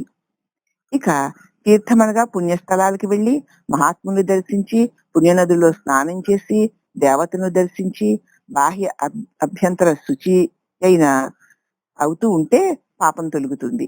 అలా గుళ్ళకి వెళుతూ ఆ దేవుణ్ణి దర్శించుకుంటూ ఈ పుణ్యక్షేత్రంలో కాసేపు శాంతిని పొందుతూ మరో క్షేత్రానికి వెళ్ళి అక్కడ మళ్ళీ అర్చించుకుని ఇలా చేస్తూ చేస్తూ చేస్తూ పోగా మరి బాహ్యాంతరాల్లో శుద్ధి కలుగుతుంది. దానివల్ల పాపం తొలుగుతుంది. కష్ట సుఖాలు తెలిసి ఓర్పు కూడా కలుగుతుంది. ఇంట్లో అన్ని నీకు అవుతుంటే నీకు ఏ కష్టం తెలియడం లేదు. దూర ప్రదేశాలకు వెళితే నీకు ఇక్కడ అన్ని అవిరి ఉన్నవి అక్కడ లేకపోయినా సరిపెట్టుకుని నువ్వు బ్రతకడం చేతనవుతుంది. ఉమ్, ఇప్పుడు కష్ట సుఖాలు తెలిసి వస్తాయి. ఉమ్, ఓహో మన ఇంట్లో మనకున్న సుఖాలు అప్పుడు గాని తెలిసి రావు. అక్కడికి వెళ్తేనే తెలిస్తే అక్కడ ఉండవు కదా. అవును. అప్పుడు మనకున్న సుఖాల యొక్క విలువ మనకి తెలుస్తుంది. ఉమ్, కష్ట సుఖాలు కూడా తీర్థయాత్రల వల్ల తెలిసి ఓర్పు కలుగుతుంది. ఉమ్, అక్కడ సంసార చింత ఉండదు. దేవుడి చింతే కదా. కాశీ వెళ్ళామంటే అవును. అరుణాచలం వెళ్ళామంటే ఇంటి చింత ఉంటుందా మనకి? ఉండదు, అస్సలు ఉండదు. ఇంటి చింత కూడా ఉండదు. ఉమ్, అక్కడ దైవ చింతే ఉంటుంది. ఉమ్, కాబట్టి సంసార చింత ఉండదు. సత్య ధర్మాలతో ప్రవర్తిస్తూ అహింసా మార్గాన్ని అవలంబించుకో. నిరంతర భగవత్ సేవలు చేసుకుంటూ పుణ్యక్షేత్రాల్లో ఇంటిని ఒంటిని మరిచి భగవంతుని భావంలో నిలవడానికి అవకాశం ఉంటుంది గనక పుణ్యక్షేత్రాన్ని దర్శిస్తూ మరి నిరంతర భగవంతుని భావనతో నువ్వు ఉంటూ ఉంటే చిమినీకి పట్టిన మసి తొలగినట్లు నీ అంతఃకరణలోని జన్మ వాసనని తొలగి నీలోనే వెలుగుతున్న అంతర్జ్యోతి అయిన అంతర్యామి నీకు దర్శనమిస్తాడు. సాధూనాం దర్శనం పుణ్యం స్పర్శనం పాపనాశనం సంభాషణం కోటి తీర్థం వదనం మోక్షదాయకం వందనం మోక్షదాయకం. సాధు దర్శనం చేత నిర్మల మనస్కులై అనంత ఫలాన్ని పొందుతారు. ఉమ్, సత్పురుషుల దర్శనం అయితే నీకు తెలియకుండానే నీ మనసు నిర్మలమైపోతుంది. అప్పుడు ఒక రకమైన ప్రశాంతి అనుభవం కలుగుతుంది. దానివల్ల మళ్ళీ మళ్ళీ అటువంటి శాంతి అనుభవం కావాలని కాంక్ష కలుగుతుంది. అంచేత మాటి మాటికి సాధు పురుషుల సత్సంగుల సేవలో నీ మనసు ప్రేరణ పొందుతుంది. ఉమ్, కాబట్టి యాత్రలు చేయడం కంటే స్థలాభోగం శిలాభోగం అనినట్లు మహర్షులు మరణ స్థలం పవిత్రమైంది అనినట్లు మహర్షులు అన్నారట. ఏమన్నారంటే యాత్రలు చేయడం కంటే ఆ యాత్రలు చేయడం ఎందుకు అంటే స్థల భోగం శిలాభోగం అనినట్లు ఆ స్థలంలో ఆ ప్రదేశం యొక్క పవిత్రత నీ మనసుకి పవిత్రం చేస్తుందన్నమాట. ఉమ్, శిలాభోగం ఆ రూపాన్ని మనం దర్శించి నమస్కరించినప్పుడు అక్కడి నుంచి ఆ శాంతి నీకు అందుతుంది. ఉమ్, అలాగే మలిన స్థానంలో ఉన్నామనుకో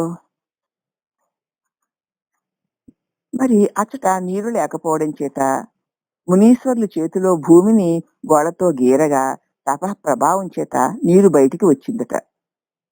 అవి మహానదులని చెప్పబడ్డాయి. ఉమ్, ఆ నీటిలో మహా మునీశ్వర్ల యొక్క తప ప్రభావం చేత కలిగినటివి ఈ నదులు. ఉమ్, మరి ఇలాగే కదా ఈ నదులని నేను ఒక్కొక్క అవును. మనిషి వల్ల వచ్చినవి కదా. ఉమ్, అందుచేత ఆ నీటిలో స్నానం చేస్తే పాపాలు తొలుగుతాయి అంటారు. మహాత్ముడు స్నానం చేసిన నీరు గనక ఆ నదులు పవిత్రమైనవి అంటారు. గొప్ప మహత్తు కలిగి ఉంటాయి. కాబట్టి నువ్వు ఆ నదిలో స్నానం చేస్తుంటే ఆ నది ఎవరి వల్ల ఉద్భవించిందో ఆ నది ఎలాగా పవిత్రమైందో ఆ పవిత్ర జలంలో స్నానం చేస్తున్నాను కాబట్టి నేను కూడా పవిత్రునవుతున్నానన్న భావముతో చెయ్యాలి.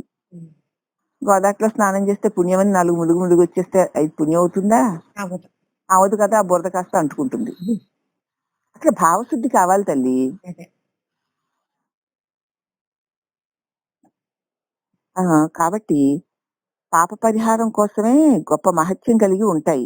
కాబట్టి ముందు పాప పరిహారం కోసమే మన పెద్దలు యాత్రలకు వెళ్లి స్నానాలు చేసి ఆ నీరే అంత పవిత్రమైందని ఆ ఊరిలోనూ ఉన్న జనులు, మృగములు, పక్షులు, జలచరములు, ముక్తులు నిజంగా ఆ నీరంత పవిత్రమైంది అయితే అక్కడ మరి అన్ని ఉన్నాయి కదా, పశువులు, పక్షులు అన్ని ఆ నదిలోనే కదా, అవును అని అవన్నీ పవిత్రమైపోతున్నాయా? లేదు మరి భావశుద్ధి లేదు. అవునా? అవును అవును, 3 కుండల్లో నీరు పోసి ఒక ముసలమ్మ ఆ 3కు ఒకదానికి గంగా, ఒకదానికి యమున, ఒకదానికి సరస్వతి అని పేరు పెట్టింది. పెట్టి రోజు దానికి పూజ చేస్తూ ఉండేది.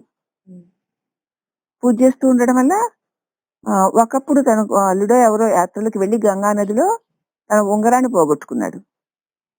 తిరిగి వచ్చిన తర్వాత నా ఉంగరం గంగా నదిలో పోయింది, దొరకలేదు అని అడిగాట. అయ్యో గంగా నదిలో పడేసుకున్నావా, ఉందేమో చూస్తానని ఆ గంగా అనేటువంటి కడవలో తడివి చూస్తే అక్కడ ఉంగరం దొరికింది. చూసావా మహత్యం? భావనకి అంత బలం ఉంది. ఇది గంగా, ఇది యమున, ఇది సరస్వతి, ఇది గోదావరి కదా అన్న భావనతో దాని పవిత్రత, దాని జన్మకి సార్థకత ఎలా వచ్చిందో, దానివల్ల తాను ఆ పవిత్ర నదీ జలాల్లో స్నానం చేయడం వల్ల ఎలా పవిత్రుడవుతున్నాడో భావనాపూర్వకంగా విశ్వాసంతో చేసిన స్నానానికి విలువ గాని, లేకపోతే పశువులు, ఆవులు, గేదెలు, కుక్కలు, నక్కలు, పశువులు, పక్షులు అన్ని దానిలో నీళ్లు తాగుతున్నాయి, దానిలో స్నానం చేస్తున్నాయి. వాళ్ళందరికీ ముక్తి వచ్చేయాలి కదా, రావడం లేదు కదా. అందుచేత సృష్టి స్థితి లయములు మామూలుగానే ఉన్నాయి కదా. అది కాదు ఇక్కడ ఆ స్థలము, ఆ నది, ఆ దేవత మాహాత్మ్యము అర్థం చక్కగా తెలుసుకొని స్నాన దాన దర్శనాలు చేసిన వారికి పుణ్యం వస్తుంది. అందరూ చేస్తున్నారు, మనం చెయ్యాలి, చేస్తే మంచిదంట అని చేయడం కాదు. దాని అర్థాన్ని తెలుసుకొని దాన్ని చక్కగా నమ్మి విశ్వాసంతో భావయుక్తంగా చెయ్యాలి. కానీ తెలియని వారికి ముక్తి రమ్మన్నా రాదు. 100 సార్లు ముదిగి ఏమిటొస్తుంది? రాదు. అవివేకిని వివేకిని భావంలో తేడా అమ్మా. అవివేకికి వివేకిని భక్తిలో కూడా తేడాయే. అవివేకికి వివేకిని వృత్తిలో కూడా తేడాయే. అన్ని అంతే, ఇద్దరు ఒకే పని చేస్తారు. కానీ వివేకి బుద్ధి వేరు, అవివేకి బుద్ధి వేరు. వివేకి భక్తి వేరు, అవివేకి భక్తి వేరు.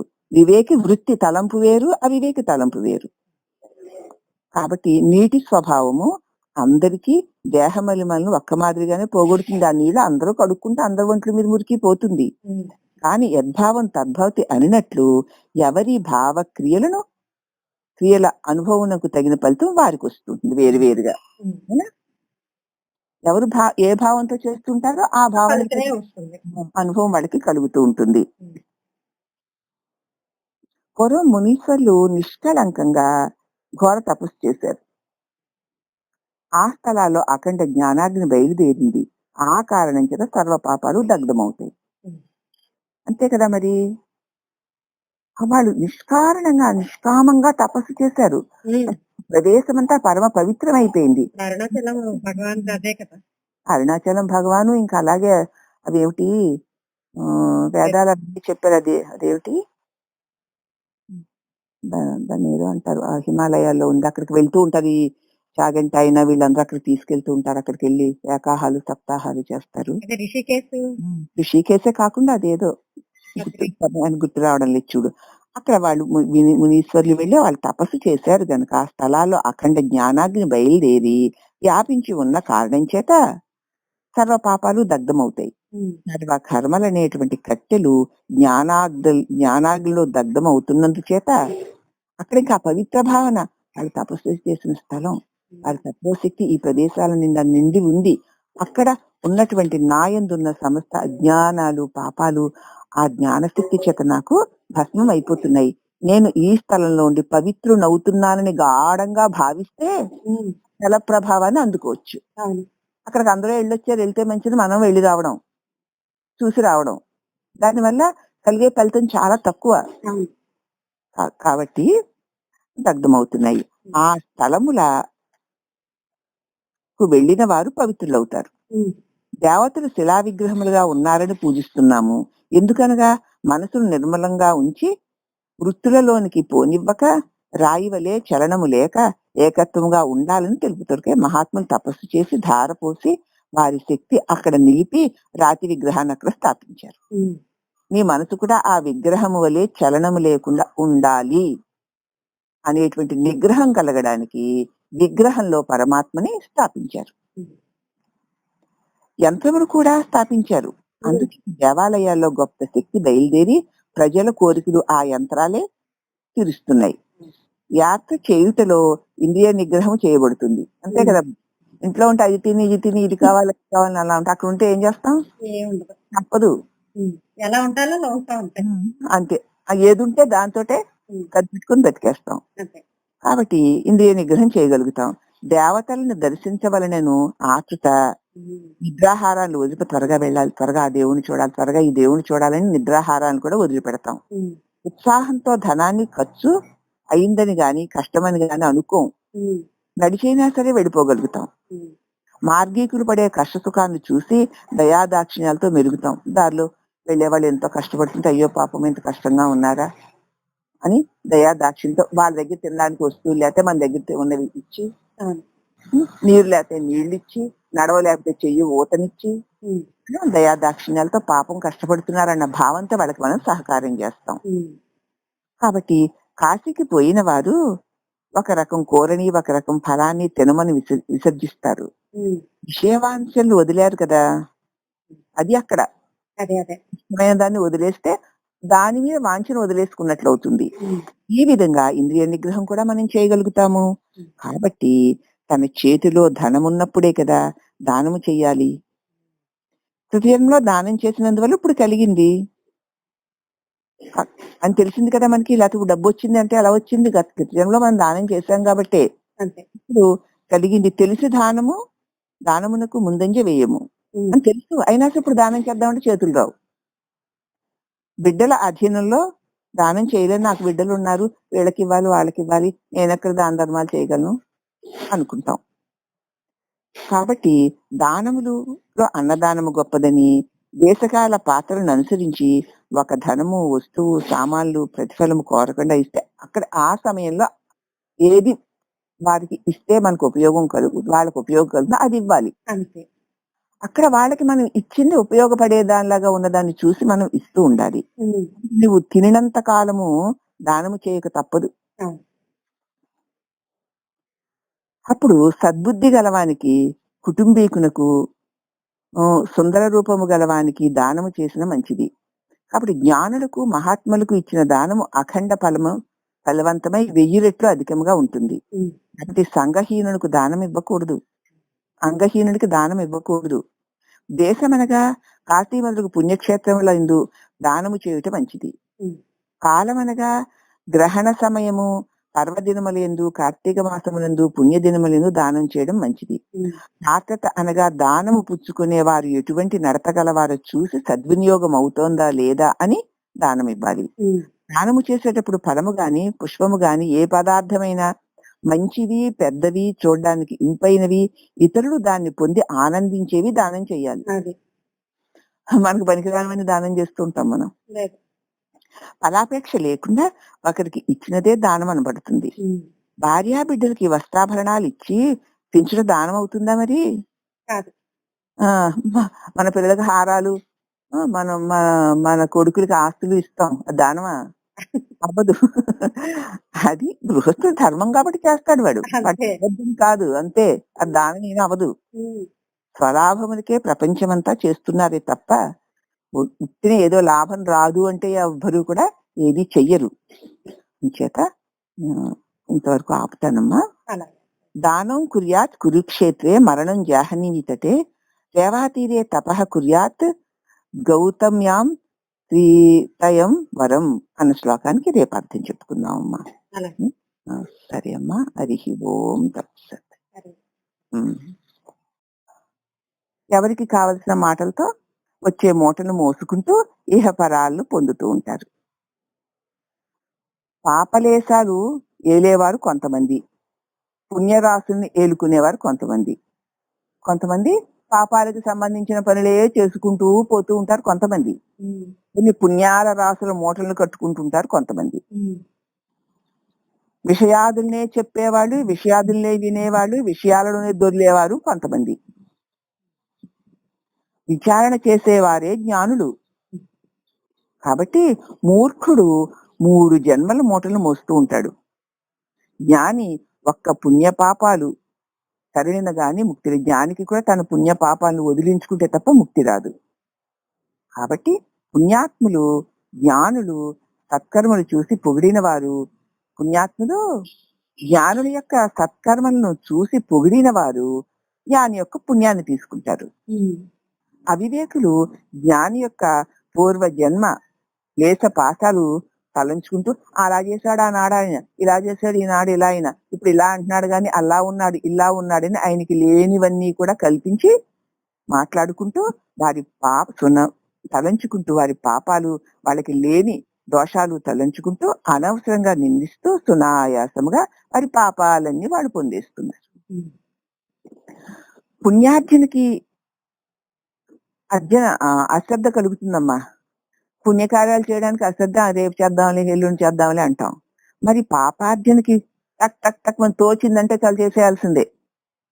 చాలా పాపార్జన చేయడానికి ఎంత తొందర కలిగిస్తుందో పాపం, పుణ్యం అంత నిదానాన్ని ఇస్తుంది. అంచేత పుణ్యకార్యాలు చేయాలంటే నువ్వు రేపు ఎల్లుండా అంటావు, కానీ పాపం చేయాలంటే మాత్రం అసలు ఆలోచించవు, ఇప్పుడే తోచిన తోడనే చేసేయడమే, త్వరపడతావు. ఈ విధముగా ప్రజలు పుణ్యపాపాలు తీసుకున్న జ్ఞాని యొక్క పుణ్యపాపం రెండూ నశించిపోతాయి. అంటే జ్ఞానిని గురించి చెడ్డ మాటలు చెప్పుకోవడం, నిందలు వేయడం, లేని లోపాలు అంటగట్టి చూడడం అనేవి చకచక చేసేయగలుగుతారు అందరూ. కాబట్టి జ్ఞాని వాళ్ళకు వదిలేస్తాడు తన పాపాన్ని అనుకోని అని. అతి త్వరగా నీ పాపం అంతా తొలగిపోతుంది, జ్ఞాని పాపం అంతా. అవునా?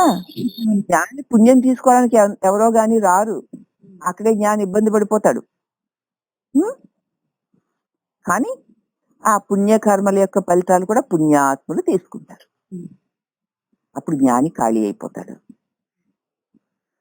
కాబట్టి ఈ విధముగా ప్రజలు పుణ్యపాపాలు తీసుకుంటే తప్ప జ్ఞాని యొక్క పుణ్యపాపం రెండు నశించవు.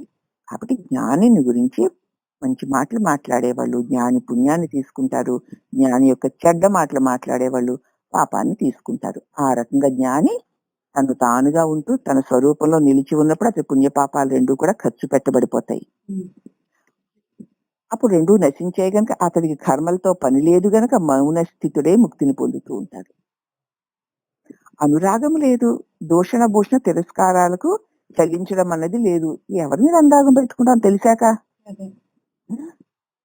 తెలియనప్పుడు పెట్టుకున్నాం లేమ్మా. తెలిసిందిగా దేని మీద ఏ అనురాగం పెట్టుకుంటే కూడా వస్తుంది గనక ఏది ఉండదు. ఎవ్వరు నువ్వుంటావా పోనీ? ఏది ఉండదు. ఎవరి ప్రారంభానికి వాళ్ళు వస్తారమ్మా. ఆ రకంగా జరుగుతుంది. ఇక్కడ నువ్వు లేదు, నీది లేదు, నేను లేదు, నాది లేదు. ఎవరిదేదో ఎవరిదేదో ఎవరిదేదో అలా వెళ్ళిపోతుంది. ఇక నేను నాది పెట్టుకుని మూటలు కట్టుకుపోవడానికి తప్ప ఎందుకు పనికిరాది నేను నాదీను. అందుచేత అనురాగాలు లేవు. సత్యం తెలిసాక ఇంకా ఏమిటి అనురాగం, దేని మీద పెట్టుకుంటాం? దోషణ భూషణ తిరస్కారాలకి చలించడు. ఎందుకు వాళ్ళ లోపాలు చూడడం? పాపాలు మళ్ళీ మనకు వచ్చి చేరడానికే. ఎందుకు వాళ్ళు ఏదో పొగిడేస్తున్నారు, నేను పొంగడం? నా పుణ్యాలు వాళ్ళు తీసుకుంటున్నారు. ఏమిటి ఇవన్నీ నాకెందుకు? పొగిడితే వాళ్ళ గుణం అది, తిట్టే వాళ్ళ గుణం ఇది, అంతే. వాళ్ళ గుణాలకు తగిన పనులు వాళ్ళు చేసుకుంటున్నారులే అని ఉంటాడు. అంటే దూషణ భూషణ తిరస్కారాలకి చలించడు. అగ్నిని చెదపురుగులు చేరలేనట్లు అంటనట్లు ఉంటాడు. పసిపిల్లలు నిప్పు ముట్టిన కారణని తెలియక కదా నిప్పు ముట్టుకుంటారు. మరి మనం ముట్టుకుంటామా?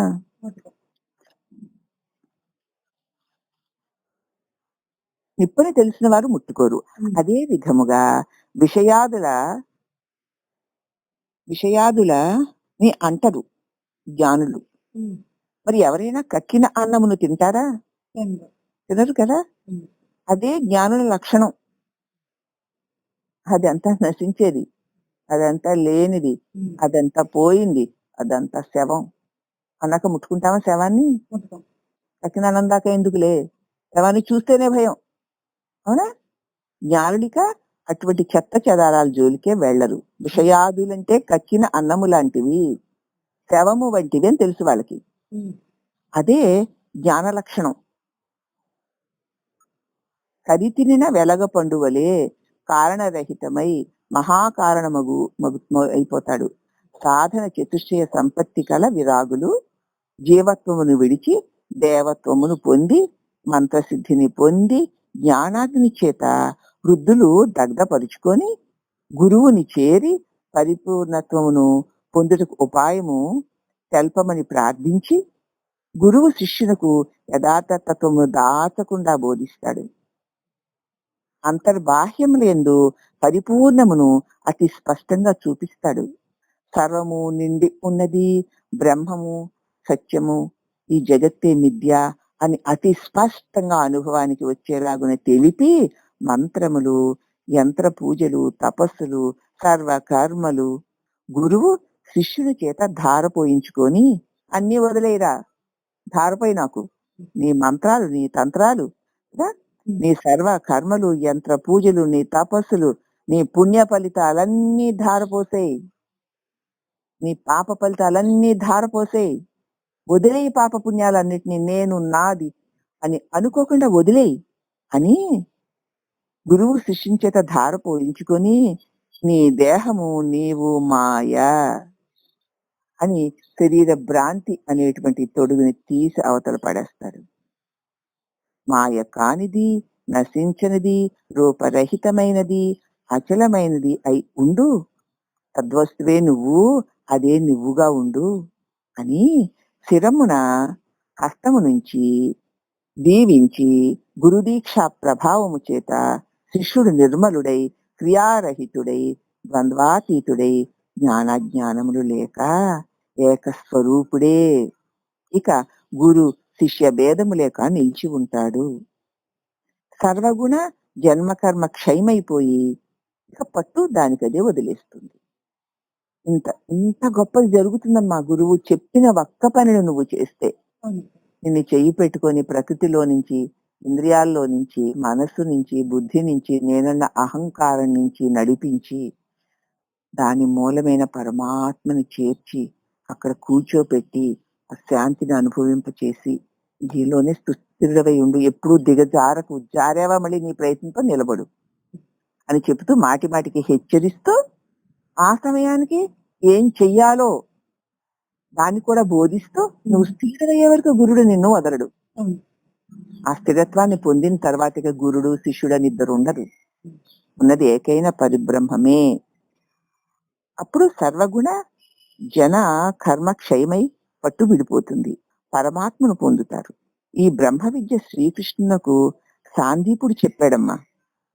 ఈ బ్రహ్మ విద్యనే శ్రీకృష్ణుడికి సాందీప మహర్షి గారు చెప్పారు, శ్రీరాముల వారికి వశిష్ఠులు చెప్పారు, జనకుడికి యాజ్ఞవల్కుడు చెప్పాడు, శ్రీశుకునకు జనకుడు చెప్పాడు, సీతాదేవి ఆంజనేయ స్వామికి చెప్పింది.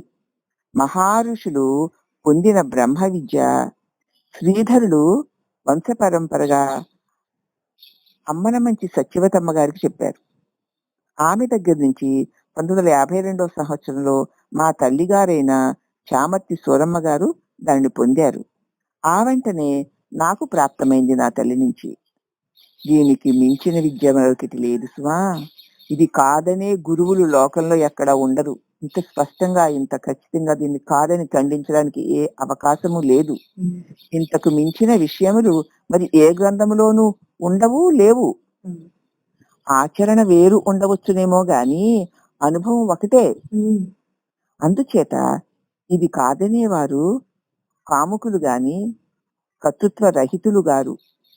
కాదని కాముకులే దీన్ని కాదనాలేమో గాని ఈ బోధ వల్ల కర్తృత్వ రహితులైన వారు కాదని అనలేరు. సాధకులు అనవచ్చునేమో గాని గురువులు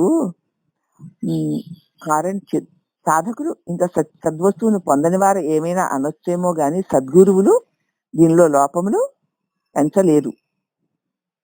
కాబట్టి బోధకులు అలా అనలేరు.